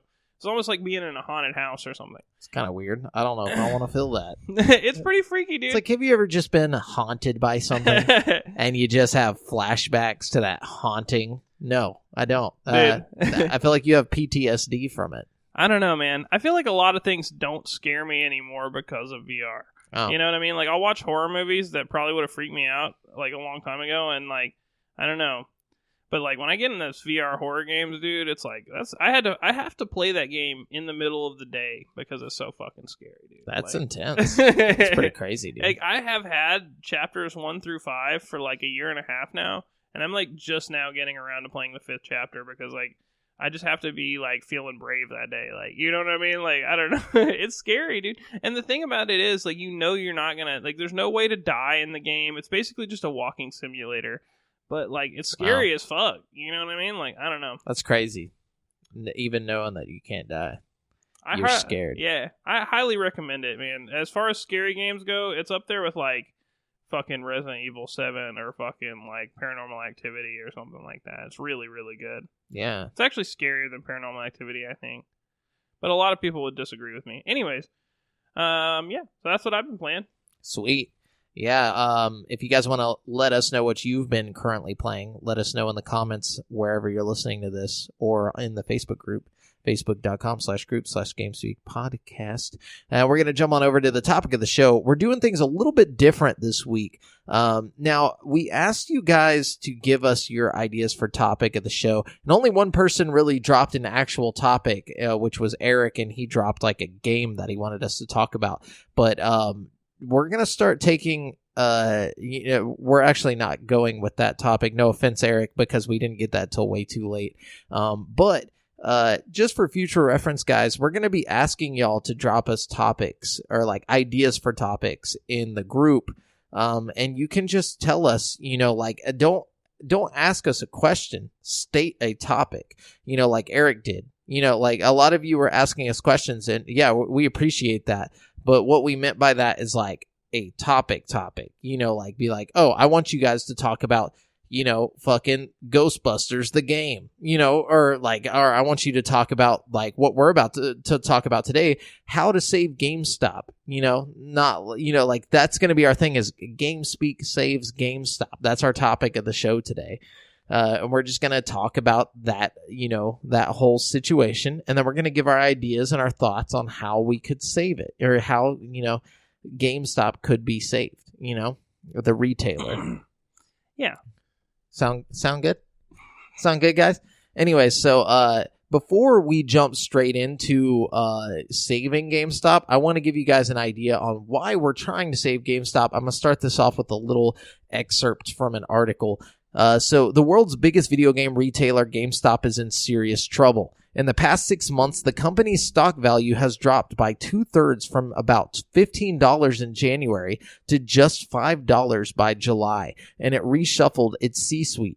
Like Blockbuster Video and Tower Records before it, GameStop faces major challenges to its business model from the internet. As more people buy video games through digital storefronts, fewer buy games on physical discs from GameStop. But that's far from the only issue with the company, which has suffered a staggering series of cell phones through poor acquisitions, half-hearted initiatives, and an inability or unwillingness to evolve. And that's all from Business Insider back in July. But that's where Brent and JAMAL come in. Yeah, we're going to evolve them ourselves. We just got hired as the studios. What would you call the person that comes in and just like fixes it? I don't know the technical term. Yeah, but we're that guy. Yeah, okay? We're that guy. We're that dude. We're the house fixers. We're like the fixer and flippers. We're gonna come in, fix it, and flip it. We're like that guy who comes to the murder scene and like cleans up the crime. You know what I mean? I don't know about that. Are you talking about like we clean up the crime for the criminal? Yeah, for the criminal. Oh, okay. Yeah, I was like, I wouldn't call us like no, we're not like no, we're like that's not the same kind of job. Yeah, I can like see in that. Pulp Fiction where they go to that one guy. Yeah, we're that guy. We're Mike from fucking Breaking Bad. Yeah. Anyways, here's my take on it. Okay, I say you change the name, not from GameStop, but you call it GameStop something, and I think it's going to be GameStop Retro. Now, I like. Well, if we think about this, GameStop has already gone through one name change. You go back to EB Games. No. GameStop was already a thing, and they bought EB Games. Right. But it's not that they changed their names; they just took all the EB Games stores. Fair enough. Yeah. So my thing is it changes to GameStop Retro here now, which is what they're already kind of trying to do. Mm-hmm. But here's my take on it, because I know they're not going to do this. Mm-hmm. Okay, you take the classic approach of offering retro games and consoles / memorabilia to entice collectors and gamers of all ages. But don't stop there, okay? Because that's what they're already doing. Yeah. Create a community within the franchise locations. Themed tournament nights every day of the week. $5 entry is all you need. Hold on. Let's stop there for a second. Oh, are you doing some of this too? No. I mean, I just think we should break this down a little by little, because I like what you're saying there. Themed tournament night is something that GameStop should exploit, whether or not they go with this idea. Yeah, you know what I'm saying? That's a wonderful... Even if they don't go retro. Yeah, exactly. I mean, you can have tournaments for everything. You can have little entry fees. It would get people buzzing. It would get people in the store. You know what I mean? I don't see why there aren't more like GameStop mandated tournaments that are like, you could even have like regional qualifying matches, like the Huntsville GameStop winner goes to like on to like the regional bigger, circuit. You know what I mean? They send so every place, like in Texas does their Smash Bros. tournament. Yeah. And then whoever wins from each place goes to battle it out. Goes to the next 5 in the area. Takes on the winner from the 5 in that region. Yeah. Or like just that small little area. It would be just like high school sports. Yeah. Why isn't this a thing? Why aren't they esporting it? But with their own little GameStop esports, I think people would be into that. That's a wonderful idea. And they already have the perfect platform. They just have to GameStop presents, you know what I mean? Boom, there you go. Exactly. Also, stay open till midnight. Oh. If you're wanting to get the local area and you want the kids and you want the people that care, stay open till midnight. How many times I've rolled up to GameStop wanting to get something and it's been too late? I'm kind of a night owl, So most gamers are. Yeah. That's the thing. Think about the people that you're selling to. You're not selling to mom and pop, okay? Yeah. You're selling to fucking nerds. Fucking nerds don't sleep. We don't sleep. Yeah, at least not at night. No. They need to open later in the day and stay open later at night, Exactly. Or stay open early in the day, but also stay open through the night, have people there. That's my thing is especially, if you're doing don't tournaments. Have people there and just automate the whole fucking store. You know what I mean? Cut labor costs extensively. How would you do that? Fire everybody. Put fucking robots in there, dude. Yeah, Real talk. Put fucking vending machines in there that sell people their video games. Fuck it. Sell all the stores. Redbox? Yeah. Just put out fucking GameStop red boxes, dude, that just sell the fucking games on the spot, on scene. That's kind of what Blockbuster tried to do, and that didn't work out so much for Blockbuster. See, what they need to do, they need to go digital with it. They need to take the Netflix approach, Okay, all right. So, hold on. Before we get into all that, let me finish up with... Let me finish up before we get rid of the storefront. Yeah. Okay. Offer prizes to the winners of the tournaments. Okay. Even cash. Well, that's what I was going to say. Yeah, $5 entry, and then whoever wins gets that pot. Yeah, plus a chance to go on to the regional level or whatever. Yeah, you know or I mean? that. Yeah. Okay, Or both. but also sell food and beverages to keep gamers from needing to leave to grab food, because you're going to stay up until midnight. You're going to add couches. You're going to do all this shit. Mhm. Sell fucking $5 pizzas. Sell something in there that you can make a profit off of. And if you don't want to do that, work out a corporate deal with either Uber Eats, Favor, or DoorDash to offer a discount to anyone who gets food delivered to GameStop.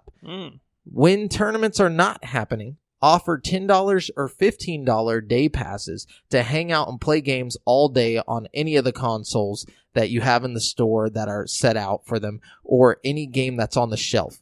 You know, they can just pull it down, pop it into any of those consoles and play them, you know, with Wi-Fi setup. I think that's a good idea. I think if you're going to sell day passes, though, you might want to take it the extra mile and like add like arcade games, or maybe some kind of like, that's what I was saying, retro higher shit. in like virtual reality. You know what I mean? You Like- didn't even let me get to that. Oh, you got it. Add a VR section. Oh, I like that. Have 5 TVs set up on each side of the store. One is for like PS4 and Xbox One, Okay. and then the other one are going to be retro shit. Okay.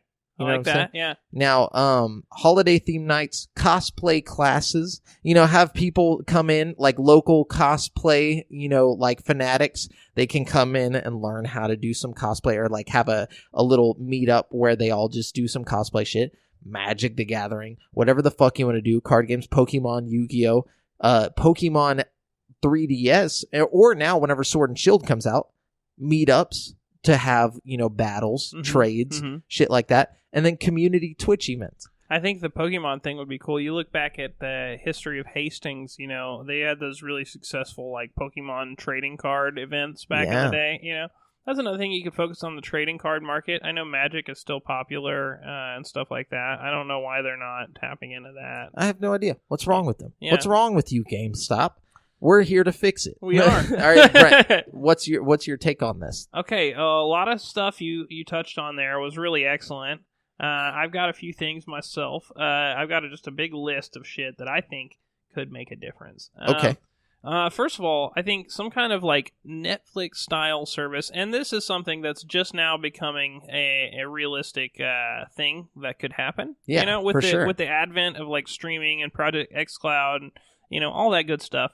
You know, we've Game seen Pass. Game Pass, but more importantly, like PlayStation Now and like the you know, Game Pass is cool and all, but I'm talking about like streaming. You know what I mean? Streaming. Yeah. I mean, and I think we're getting there with Game Pass. I think that xCloud, whatever Microsoft is about to drop, is going to have some kind of streaming thing. They already actually have it in beta with Halo Guardians or Gears 5 or something like that. Yeah, and Stadia. Yeah, on Stadia. So we know it's possible. Okay, GameStop needs to just say fuck Stadia and do basically what Stadia is doing. You know what I mean? That makes more sense to me than Stadia doing it. Yeah, because You know they've what I been mean? in the business for a Exactly. long time. People Like- trust them. Like, think about it. If you're going to buy your games digitally, would you go to Stadia or would you go to digital GameStop? You know what I'm saying? Yeah, and buy your games and stream them. Yeah. Or maybe GameStop could even have some kind of digital buyback program where they, like, will, you know, buy your games at a lower point than you, like, sold it to them for. You know what I mean? Hey, Like, it makes sense. and, like, they could still keep their, like, trade-in thing even though it's digital content. You know what I mean? I don't know. I don't know how that would work, but they could figure something out. They could just deactivate your ability to, like, have the game, you know, or play the game. You know what I mean? Like, just like Xbox knows if you, or PlayStation knows if you don't have your PlayStation Plus account activated, it'll cut off all your PlayStation Plus games that it gave you for free. You know what I mean? Yeah. They could have some kind of, like, feature like that just locks you out of the games if you don't. But I'm or- saying, how do they make money off of buying it back from you? Oh, I don't know. Just to keep you interested, to keep you coming back, to I have a guess. perk that other people don't have. That's I true. don't think they would make money off of it per se, but I think it would, in the long run, make money because it would continue. Because people would want to buy shit from you. It's like if Mhm. you bought the game from them, it like if you give them like the receipt that you got in your email, Yeah. you know, then you can sell it back to them for maybe even like $3 Well, or $4 see, bucks. My thought is like if it was like Stadia, it would all function through whatever app that they put out or whatever. So in order to even boot up the games that you bought from them in the first place, you would have to boot it up through their program or their app or whatever. That way they could control what they're selling you, and they know that you bought it from them. You know what I mean? What if? I get what you're saying. Yeah. What if instead of you get cash for it, you can trade that game for a different game in their? Well, that's really what I mean. Not necessarily cash, like at all. Like credit or not towards cash, but credit. Yeah, like a equal or lesser value kind of game. You know what I mean? Like a discount off of like a new game. Exactly. It's like, okay, you get that much off of your next purchase or whatever. So like, say you're tired of this game. Okay, we'll deactivate your ability to play that game in exchange for like $10 off of your next game or whatever. You know what I mean? Yeah, it's very strange, but it could work. You could come up with some kind of way to like still retain that factor that everybody loves so much about GameStop. The reason that they're even still basically in business. You know what I mean? Yeah. I don't know. But I think they need to do something digital for sure. And you know, the Netflix style thing is one thing, but then, you know, obviously we need to have some kind of like Amazon style thing too, where you can still get your physical stuff from them, but like online. And I think they have something like that too. Yeah, they have the GameStop. But most of it just ships to their stores and stuff, right? Like it doesn't come straight to your house, does it? No, you can order it straight to your house. Oh, okay. Well, they need to make their online storefront a little more prevalent and better, in my opinion. You know, they need to tweak it, make it more, you know, meaty. They need to have better deals. That's one Definitely. thing about GameStop in general. After buying that $50 game from Walmart the other day, I'm just thinking to myself, why can't GameStop do this? You know, why can Walmart afford to sell new games for $50 and nobody else does? You know, maybe because they're Walmart.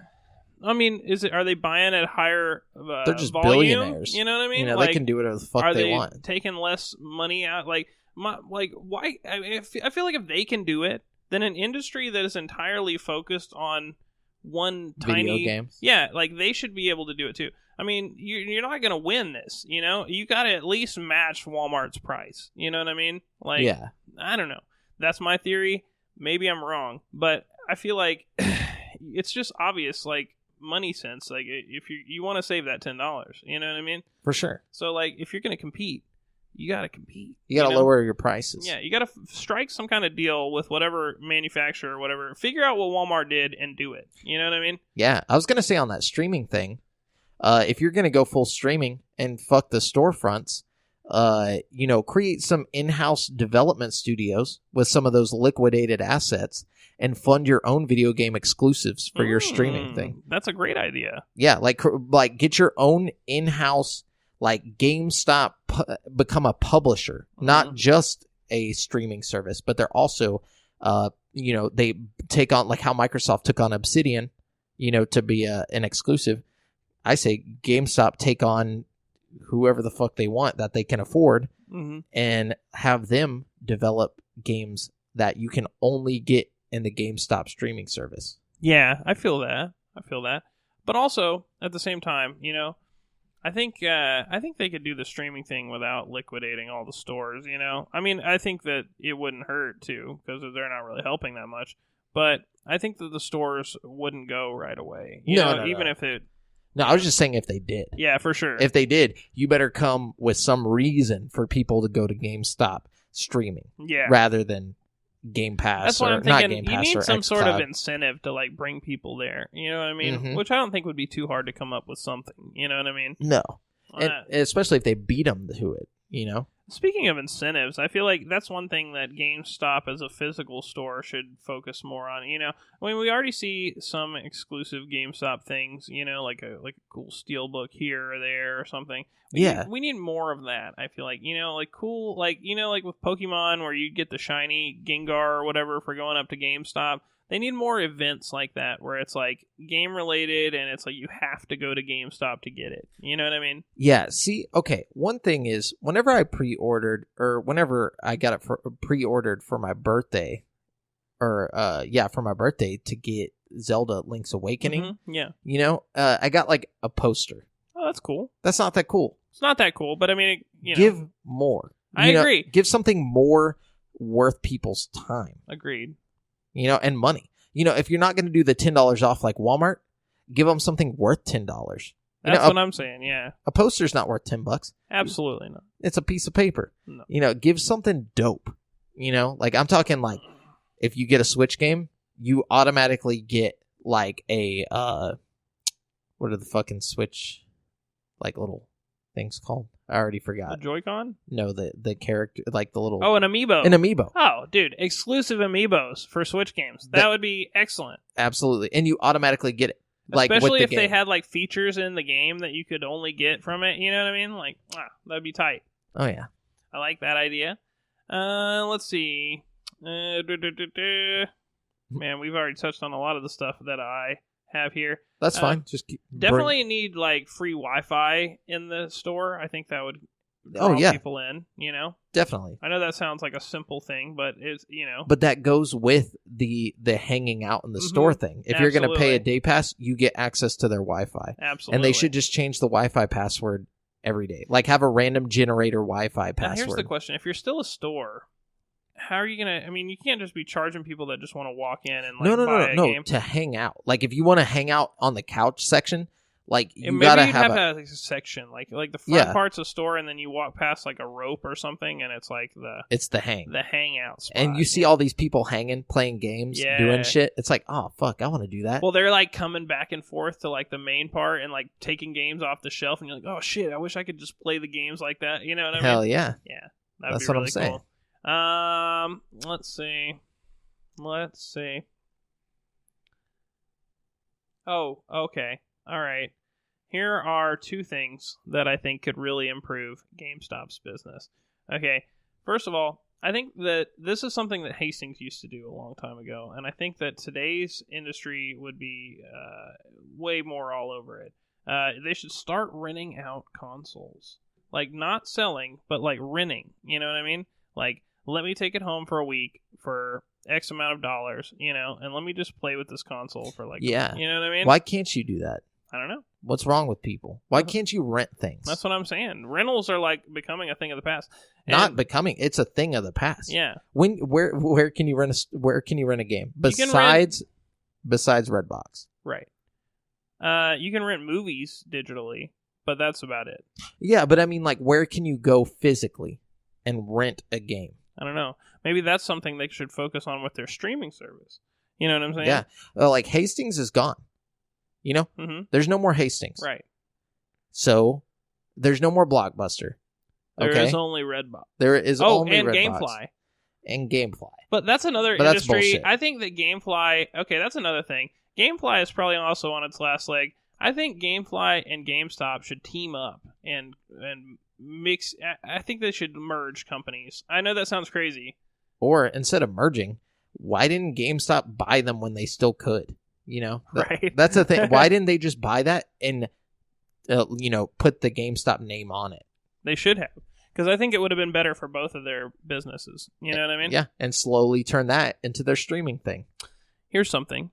I think GameStop should have a dedicated, like, gaming PC, like, section where they sell, like, parts to build your own PC. Ooh, that's a good idea. You know what I mean? And, like, already pre-built PCs that are, like, GameStop brand. Maybe they're, like, affordable, good computers or something. You know what I mean? Wow, that would have been, or would be smart, actually. They could do that. Like, maybe, like affordable gaming PCs. Like custom ones that are like GameStop. Like, oh, I got that new GameStop PC. You know what I mean? And everybody's like, oh, that's the shit. You know what I mean? Become the new Alienware or something. You know what I mean? That PC that everybody wants to have because they know it can like run everything. It can run it. You know? Yeah. It can run it. It can do it. It might not be the best gaming PC, but it's affordable and it can play it. Yeah. I think they should tap into that market, like the entry level PC gamer market. Yeah, you know what I mean?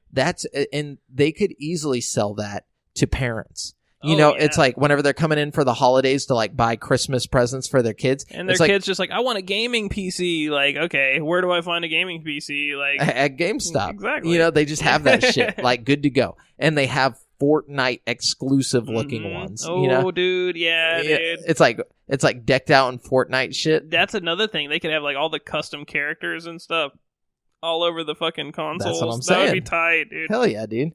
That's what I'm saying. I love that. That's a good one. They could come preloaded with games and stuff, already downloaded onto the hard drive or whatever, so you just boot it up and you're already ready to go, Yeah.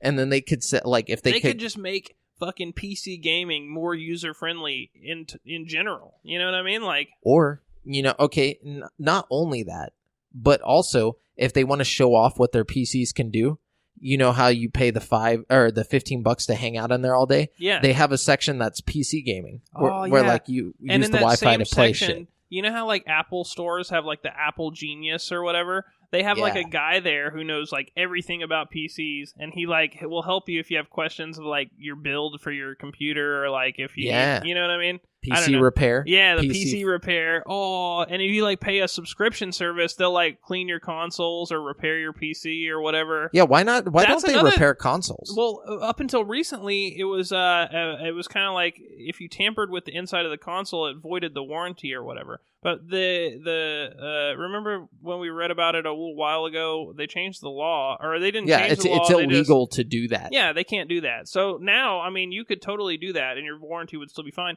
I think that's a market they should tap into too. I mean, for sure, absolutely. Or they sell a GameStop warranty with every console that they sell that says we'll repair the console. Ooh, so if you buy it from GameStop, you automatically are entitled to their like repair. And dude, that's a great idea. That is a genius idea right there. This is weird. Why isn't this stuff happening? With the computer thing, with the like, gaming PCs, they could even have it to where like, okay, if your computer ever gets like a virus or something, bring it up here and we'll like, antivirus it and debug it or whatever. Yeah. And give it back to you. You know what I mean? Kind of like Geek Squad at Best Buy. Yes. But only for games. These are the kind of things that GameStop needs to be looking into, because this is real money-making solutions for them. You know what I mean? Or at least reasons why people would go to them instead of something else. Mm-hmm. At least. Yeah. Give people a reason to walk in your store and buy shit. Saying. Yeah. Even if it's shit that they could buy somewhere else, give them a reason why they should buy it from you. Exactly. Yeah. Like that's how I feel about Walmart. It's like there's a million reasons for me to not go to Walmart, but $10 is $10, baby. Yeah. You know what I'm saying? Yeah, that's true. And create that community in your area, because GameStops should be, like they said, the mosque. They should be the church. I like of that. Gaming. Yeah. All the shit that they're talking about, do it. And do it right. Don't do some bullshit corporate version of it. Yeah. Make it fun. Make it fun to work there. Not just some bullshit sells. No. Get people to pay $15 to hang out in your store all day. Like, and if you can get a certain amount of people to pay for a day pass or come to that tournament, give your workers commission on that. Yeah. If you can get them to get their friends in there to hang out, and shit like that and buy games, give them commission on that. Yeah, all you need is people to come in there and hang out, because eventually they'd buy the concessions or whatever you have available, what I mean? Sell concessions, sell food, and like I said, work something out with Uber Eats or DoorDash. You can even sell like themed food. So like even if, like Mario this or, Zelda that, what I mean? And, like, people would probably come in just to get their fucking Legend of Zelda green popcorn or whatever. You know what I mean? Like, yeah, I don't know. Fuck it. Kids would. Parents would bring their kids I would. Yeah. Anyways, well, that's it for today's topic of the show. I feel like we helped. I think so. I think somebody's going to listen to this and be like, wow, they're so insightful. Probably not. But, I'm sure these are dumb ideas. But it was fun. Yeah, we had a lot of fun. I had fun. I felt like I was at GameStop. This future GameStop that doesn't exist. I feel like we were in the boardroom, just making executive decisions there. How do you guys think GameStop could save themselves? Leave a comment or, hit us up in the group. Yeah. Anyways, so let's jump on over to People's Champ, right? Who's the People's Champ? Who's got the best listener question? Oh, my goodness. And use some of those that were supposed to be topics. You could look at those. Yeah, we got a lot of them over here.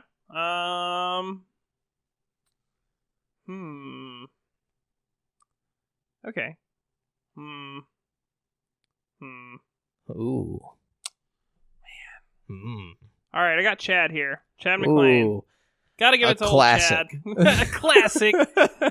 Chad says, what's a good pregame routine that you use to get pumped up? Masturbation. No, I'm just kidding.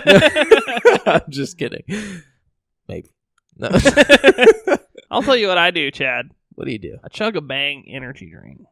Wow, are we selling energy drinks now? I'm talking, okay, like, I'm assuming you mean, like, a game that requires your attention, you know? Because you don't just, like, you don't have a pre-game routine if you're just jumping on to play Spyro or something, you know what I mean? I'm thinking we're talking, like, something... Destiny. Some kind of hardcore game. And, you know, if that's Fortnite. the case... Yeah, Fortnite. I'm going to have to get some energy, baby. I need some caffeine, you know? That's true. Caffeine, snacks... I usually snack before I play a game because I don't like to snack while I'm gaming. Oh, I do. It depends on the game I'm playing. My problem is, okay, I don't snack on anything greasy while I'm playing a game. Mm-hmm. That's just really hard to do. I don't like to touch my controller after a greasy snack. Yeah, it's tough because I really like popcorn while I'm gaming, but like I find that like I spend most of my time not actually gaming because I'll just like be wiping my hands on my pants trying to get like the butter off, you know? Wow. I'll never touch my pants with grease. Really? I don't know why. I can't. I feel disgusting. It's probably my biggest flaw. You know, I just wipe shit on my disgusting. pants. No, I'm just kidding. I'm just horrible. I'm just fucking. No, but like I like to snack. I like to make sure I'm done with everything before I play games. Like, I just don't want that stress of knowing I have to do something before I play a game. That's the worst feeling when you like start gaming. And, like, your girlfriend comes in like, hey, did you take out the trash or something? Or boyfriend. Yeah. I imagine, girls that are playing games, their boyfriend will come home. Sure. Be like, what are you doing? Why didn't you take out the trash? And that's when you just take out the trash. And then you play games. Yeah, I like to have all that stuff already done. I like to shower before I play games. Like, if it's at night. So I don't have to worry about taking a shower before I go to bed. You know what I'm saying? Yeah, that's And then wake up early, go to fucking work. You know what I'm saying? See, I have to shower in the morning. Oh, you shower in the morning? That's mandatory, yeah. Because I get all sweaty in my sleep. I don't know why. I don't. And the only reason why, I keep my AC at like 60 I do too. degrees. I do too, man. I get it cold, like Arctic cold in my room, but I just like sweat a lot.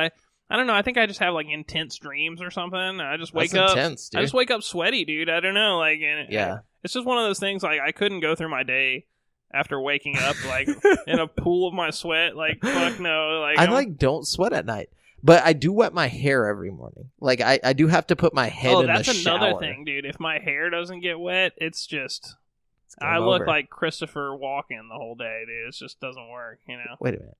Christopher Walken? What's wrong with Christopher Walken? Doesn't he have crazy hair? Or I'm thinking of Christopher Lloyd. Okay. From Back to the Future? Back to the Future. Yeah. I think. That's who I'm thinking of. The guy from Back to the Future. Or Doc Brown or whatever. Or that guy who's not Jim Carrey in Dumb and Dumber. The other dumber guy. Yeah. Thanks, Chad. Yeah, thanks, Chad. Good I love question. that. We got Audra here. She says, what games are recommended for playing solo? Oh, damn. She's saying she's done playing games with you, Brent. Dang. Okay. I'm going to say, wait, the best game to play solo? What games are recommended for playing solo?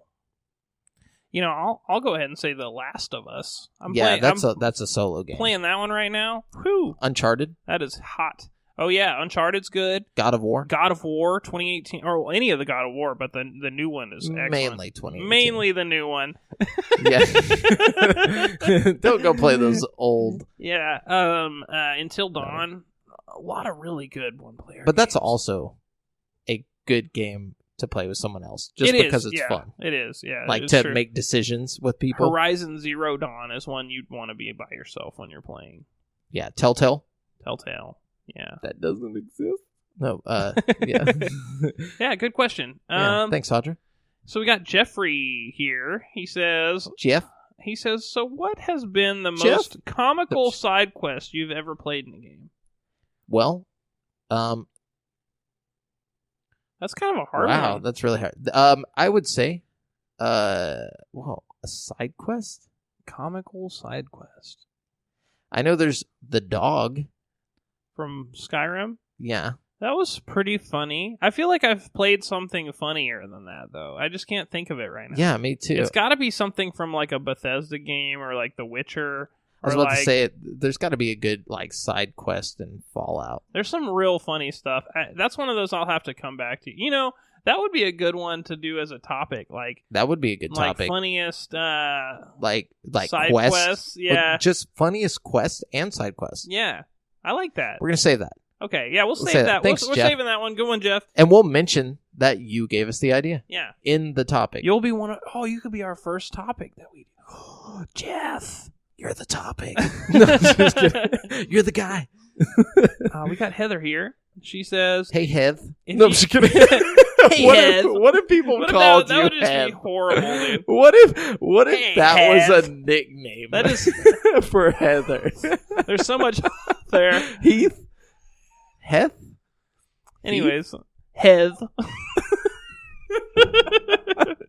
Sorry. No, okay. Yeah. If you could turn any live-action movie into a video game, any of them, which one would you choose, baby? I would say, actually, John Wick. Oh, but like a good one, not like that shitty one that's coming out. No, yeah, like an actual. I mean, she said a live action, so I imagine you're translating the movie straight into a game. Right. John Wick. Right. That would be a great game. Yeah. A first-person shooter or a third-person shooter. Yeah. Anything but that shitty John Wick game they're actually making. Actually, I've heard it's a good game. I've heard it's good. I've heard it's... No, you know what I think would be kind of fun? And this is going to sound super stupid. What? Men in Black, dude. No, that'd be a good game. I think it would translate just as well as that Ghostbusters game that came out. Oh, yeah, dude. Yeah. Yeah. Why not? I could see it being fun. Like a third-person shooter, but like real story-heavy. Co-op. You know what I mean? Yeah. Co-op third-person shooter. Yeah. Like a classic, like, okay, or like that Control game, but make it Men in Black. Oh, yeah. I like that. Okay. What else we got? Okay. Thanks, Heath. Sorry, moving. I'm sorry, but that's what I'm going to call you on the show. Okay. Heather. So we got Justin Walker here. He says, are free-to-play games the next step in gaming or just a passing fad? I don't think it's a passing fad, but I don't think all games will be free-to-play. No. I think a lot of multiplayer games in the future will be free to play. Yeah, I think if you're going to make a game that is a platform, like a game that will be something that will continue to have updates, shit like that, like Fallout 76, I think or Destiny or something. Yeah, or Destiny. They'll all be free to play. Yeah, first day. Absolutely. But I also think you'll still have the God of Wars and the Red Dead Redemptions and the Grand Theft Auto 6s of the world. You know what I mean?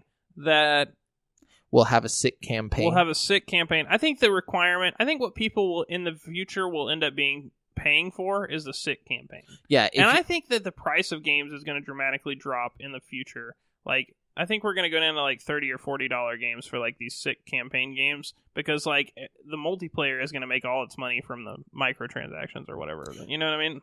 Depends. Yeah, I think if you're going to make a campaign game that has an online multiplayer like section that is going to continue to profit, then yes. But if you're just going to make like a campaign game that has a shitty multiplayer, no. Yeah.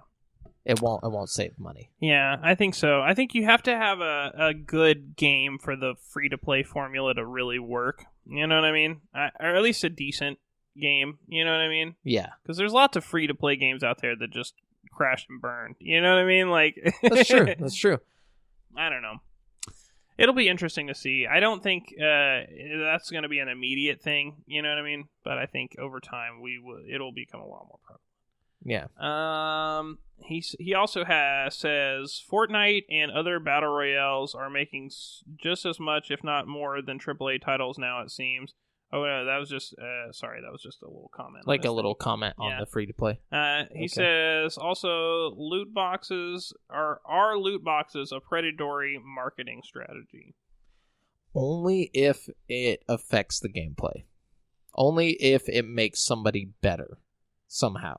Yeah, I think so. I think if it's like pay to win kind of thing. Then again, I'm not a huge fan of loot boxes in general, but at the same time, it's not predatory. It's not the end of the world, especially if there's a way to earn them in game. That's not just like you can earn a few and then you have to start paying eventually. Like if you can get like a weekly loot box or something just by doing your like activities, then it's less offensive to me. You know what I mean? No, I disagree.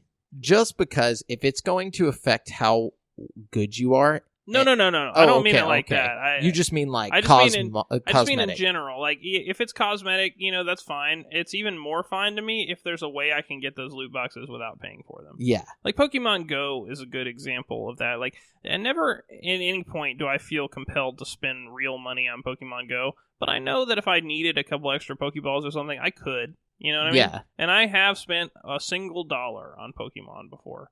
You know what I mean? Oh, I spent a lot of money on Pokeballs. Really? Yeah, like that's one of the only games that I feel like I've spent money in. That's it. That's the only game that I've ever paid just to have something. How much money do you think you've invested in Pokemon Go? Maybe $10. Maybe $10? Yeah. How much fun do you think you've had with Pokemon Go? Do you think you've had $10 worth of fun with Absolutely. it? Yeah. So I feel like it's all about your like payout to like, pay off. You know what I mean? Like, yeah. I feel like if you're, paying out what you deem as much as worth to the amount of fun you're having, then I feel like it's a win. You know? Because you're saying, hey, this game is worth this much to me. Mm-hmm. For example, I buy the PlayStation Now subscription monthly. Okay? Yeah. About $10 a month. I don't buy the yearly thing. I should. But I buy it by the month, which is stupid on my part financially. But I spend about $10 a month almost exclusively to play the UFC game monthly. That's how much I like that game. And that's how much I, am willing to pay. I feel like it's worth $10 a month for the ability to play it online with people. You know what I mean? Yeah. Like, just that game. I could play almost every other game I have on my Xbox, which has like a year of Xbox Live right now. You know what I mean? But I should just buy that game on fucking Xbox. It's probably like $15 at GameStop right now. I could just save some money. Yeah, for sure. But maybe the controls won't translate for you. I don't know. I've gotten to the point where, to be honest with you, I'm pretty good with either controller. You know what I mean? Yeah. The only one I'm a little wonky with the Switch controller still. Yeah, they are kind of weird because the X and the Y, the X and the Y are on weird ass places. And the A and the B, it's like the B is all on the right side of the fucking. It's like what? Yeah. Some games adapt to that. Like Fortnite still uses the same control scheme, more or less, despite the fact that the button is over here. It's not that it's on the right. It's on the left. Well, wherever it is, it's confusing as fuck. I think. I don't like it. Right? I don't know. I think it's on the right. No, the B is where the A should be. Yeah, the B is where the A should be, and the A is where the B should be. Yeah. And it's just wrong. It's weird as shit. Anyways. Let's see. Okay, hold on. I know we have more here. Yeah, there's more. I'm going to let Brent find that, and I'm going to tell you one thing. Oh, here we go. Oh, sorry, go ahead. I got to tell you. Brent's wearing this Ghostbuster shirt, but it also says IGT, and I have no idea what that means. It's something to do with slot machines, to be honest with you. That's why I have no idea what that means. I don't either. And his shirt also says 4D. Ghostbusters 4D. When was that a thing? It's the fourth dimension, dog. Okay. Was that a thing? Was it there is a 4D if you go movie? Play the Ghostbusters slot machine, bro. It's in 4D? In the slot machine? Really? No, I don't know. Oh, okay. I was like, that's cool. I'll gamble that. It actually might be. I think it probably blows air on you or something. They have some cool slot machines now, dude. It's like giving you a blowjob on I want that fucking slot machine. Slimer's just sucking your dick, dude. The Marshmallow Man's just bouncing around. Oh my god. Anyways. Don't cross the streams! Oh fuck, dude. Okay, sorry. Yeah. We got Austin here. He says, if you could purchase a controller that would turn your penis into a functional joystick, would you? No. What is the first game you would play with the slong pad? I don't think that's what it'd be called. I think it would be called the Dual Cock. Oh, the Dual Cock 4. I like that. You see what I'm saying? With a schlong pad. No, just kidding. No, but I do like that. But yeah, maybe. Would you buy it? Do you think you could honestly just sit there and play that? Well, just like, would it still be attached to my body, right? So like, I think it depends on the angle you're sitting. I mean, you know, I think that would be cool and all, but I'd just like I'd miss my cock. You know, like Wait. I mean, am I wrong here? You know. Wait, hold on. Why? Why would you miss your penis? It doesn't permanently become your controller. Oh, would it just be able to turn into a fucking controller at will? No, I feel like the pad that he's saying, you like slide it onto your penis and it becomes the analog I'm thinking stick. like surgery to like get your fucking dick turned into a fucking joystick. Yeah, absolutely, I would get that. That'd be tight. But then you'd have to stay hard. I don't know. That'd be difficult, man. You know? You can't that's just not a thing. You know, you'd have to like pop one of them pills if you wanted to have an extended play session, you know? Get one of those 3 to 4 hour erections, you know what I mean? And like, what if somebody walks in? Well, that's their problem, you know? I mean, do you put a warning somewhere that says like, hey, I'm playing with my schlong pad or my dual cock for don't come in here unless you want to see my dual cock. I think the problem is, you know, if you're using it like a joystick, I think the real problem isn't necessarily like, it's the semantics of it. It's like, how do you, how's it functional? Does it only become a dual cock you need if you have a friend? You need another stick. I was about to say, yeah. Yeah, like, so are you both? Either, because one way or another, you're just going to be walking without the ability to look around, you know? You need to have the dual cock, you know? Yeah, you got to have a dual cock. Yeah, so. Or what if you... It seems complicated. Okay, yeah, that's just too much for me. But I do like that question. Yes. Please give us more of these questions for us to ponder. Very good one. And just for the record, this was originally one of the topics that was going to be one of our we asked. I was about to say that would be a good topic. We asked for topic of the show, and this was one of our suggestions for topic of the show. Okay, so you know that would have been an awesome topic, but yeah. Also, future thing. I feel like if your topic doesn't become a topic of the show, it becomes a question. Yeah, a listener question. So there you go. So no matter what, you're on. It gets show. used. You're yeah. there. Yeah. Okay. We got Hans here. Hey. He says, you think we'll ever see the return of full game release for one price instead of DLC for a price a week after launch? No. No. Okay. First off, I don't think that things that are DLC would have ever been in the game. You know, I just don't feel like you would ever have a game that the DLC would have already been there. You know what I'm saying? Well, and to be fair, we do have those kinds of games still. I mean, look at Red Dead Redemption 2. Is there DLC for Doom? No. Doom? Yeah, Doom doesn't have any DLC. And it's a full game. It's a full game. Look at Dishonored 2. I mean, look at... Though these are mostly Bethesda. That is a very good point. I think maybe, but well then, Bethesda does make a point to say that Grand they're Theft all Auto about. 5, you know what I mean? That has DLC. Not really. I mean, it's free though. It's got online things they've added to the online mode, but there's no campaign DLC that's ever been added. That's true. There's no single player. Like they've never expanded on the story. They put out like a complete game. Yeah, I think that's the point he's trying to make is that like, you know, it's not something that would have ever been there unless it God of War 2018 is a full game. You'll never get DLC for that, unfortunately. But though they were working on DLC for it, but they just said that it's going to be it would have been a full game at that point. Yeah. Well, and also, I mean, they've talked about how the game itself was so tedious to like make that like there's just no way they could have put that much effort into like a DLC. Yeah. You get what I'm saying, though, about the DLC thing?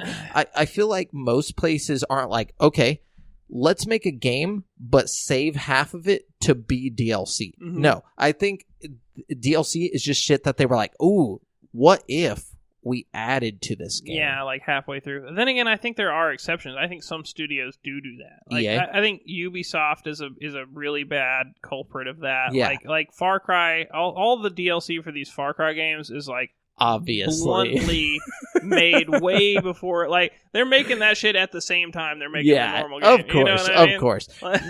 Besides the giant like assholes, like you like know what Assassin's Creed, and yeah, shit, like those giant gaping assholes. EA, Ubisoft, yeah.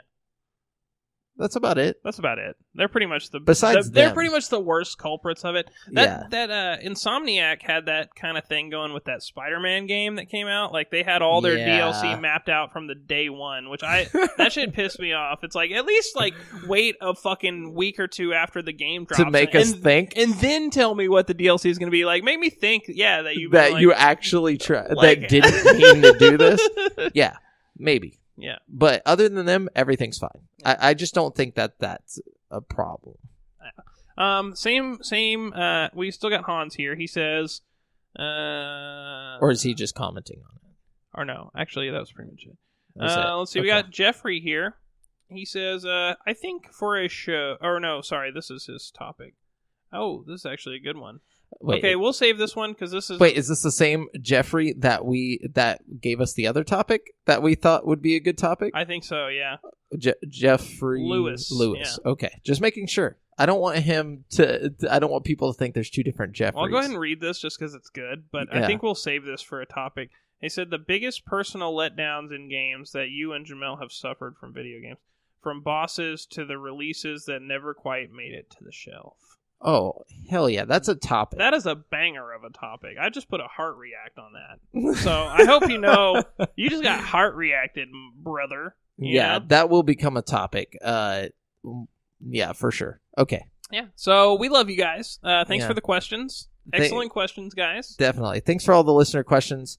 And Chad, thanks for being such a champion. And my question, should people who get their topic chosen become champions, or is it no? I like the champion. So you have a chance to be the topic. Oh, maybe you could be the double champ, dude. The topic master. Is that what we call these people? No. What do we call the person whose topic gets chosen? The taskmaster. I don't like that at all. That? I don't. No. That I don't know. That's one of those things we'll have to. Or the topic boss. Ooh, topic boss. The topic boss and the people's champ. So you have a chance to be both, one or the other. Oh shit! You know what I'm saying? Oh shit! If you only want to give an idea for a topic, or you have a cool question. Yeah. You know what I'm saying? Okay. We'll go with that. Sweet. I like it. The topic boss. All right, so now it's time for Brent's Super Hardcore Video Game Trivia Challenge. These are 5 questions devised and disguised as a guise to make Jamel arise and improvise until he's eating fries and pies while flying the skies. This week's topic is video game actors. Oh. Like as in who? As in video game actors. All right, I'll take that. Okay. Question number 1. Okay. In Batman Arkham Knight, who did the voice of Batman? The Arkham Knight? Yes. Actually, wasn't it the animated series guy? That was in the Arkham Asylum. Okay, so we're talking about Arkham Knight. Yes, the most recent one. Was it Troy Baker? Yes. Okay. Ding, ding, ding. Just making sure. The incomparable Troy Baker. Okay. Question number 2. In Far Cry 4, who did the voice of Pagan Men? Oh my god. Was it Troy Baker? No, just kidding. Actually, yes, it was. That's some bullshit. Okay, I tried to hit you with the 1-2. Okay, but I took it. You did. You got that. Okay. I parried. That was a good one. Okay, I blocked. Number 3. Number 3. Which actor from Until Dawn was also the lead role in the hit TV show Mr. Robot? Oh, God. I don't know that guy's name, but I know who it is. You know who I'm talking about. Tell me another role he's in, and then I'll give you a pass on it. He's also in... There's a real popular one that came out recently. Was it a movie or a show? Movie. But he's in shows and movies, but... Oh, in the movie? Oh, okay, I know. He just did a really popular one. He's in Bohemian Rhapsody. Yeah, okay. All right, but what's his name? Rami Malek. Rami Malek, that's what it is. I'm sorry, I knew that. I just couldn't think of it. I'll give it to you because I saw it in your eyes. I saw you light up. I was like, oh, he knows who I'm talking about. Yeah. Okay, I'll give you that one. All right, so 3 out of 5. You're already winning today. Number 4. Who did the voice of Claude, the main character from Grand Theft Auto 3? Did the voice of Claude? Grand Theft Auto 3. 3? Yes. Fuck. I don't know. I don't know that one. I can't tell you. Is that your final answer? Yes. Nobody did it because it was a silent protagonist that didn't talk the whole game. Wow, I'm stupid. So I'm coming with the trick questions today, bro. I'm telling you. Though, I caught one of those. You did. I was like, Grand Theft Auto 3? That's why I was like, that sucks. Okay, all right. Number 5. In the game Catherine, who did the voice for the main character, Vincent Brooks? Wait, is this someone I should know? Maybe. What the fuck? Is it?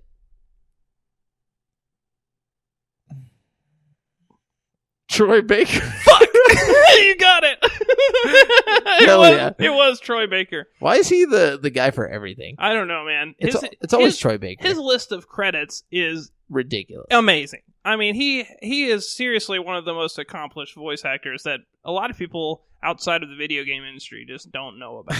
You know what I mean? So I got 4 out of 5. You did. Wow. And they were all Troy. No, because of Rami Malek. 3 out of 5 were Troy Baker. I'll give you that. Yeah, 3 out of 5 were Troy Baker. I gotta say, Jamel, I thought this was going to be one of the hardest ones I've put together. But you really knocked it out of the park on that one. Maybe that's what... Oh, so that's what you meant as a guys. Huh? Like in the whole intro thing? You're like, it's a guys. A surprise. Yeah. And I did rise. You did rise. To this... now you're in the skies. I don't know what that is. I'm in the skies. I feel good. I love it. I'm feeling hot. Okay, guys? Thank you. Remember, you've been listening to GameSpeak Podcast, courtesy of CreateForSanity.com. The show posts for free every Wednesday on all podcast services.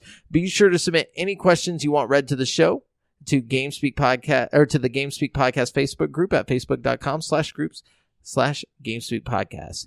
And check out our video content on YouTube now at youtube.com/createforsanity. All you have wait. No, you don't.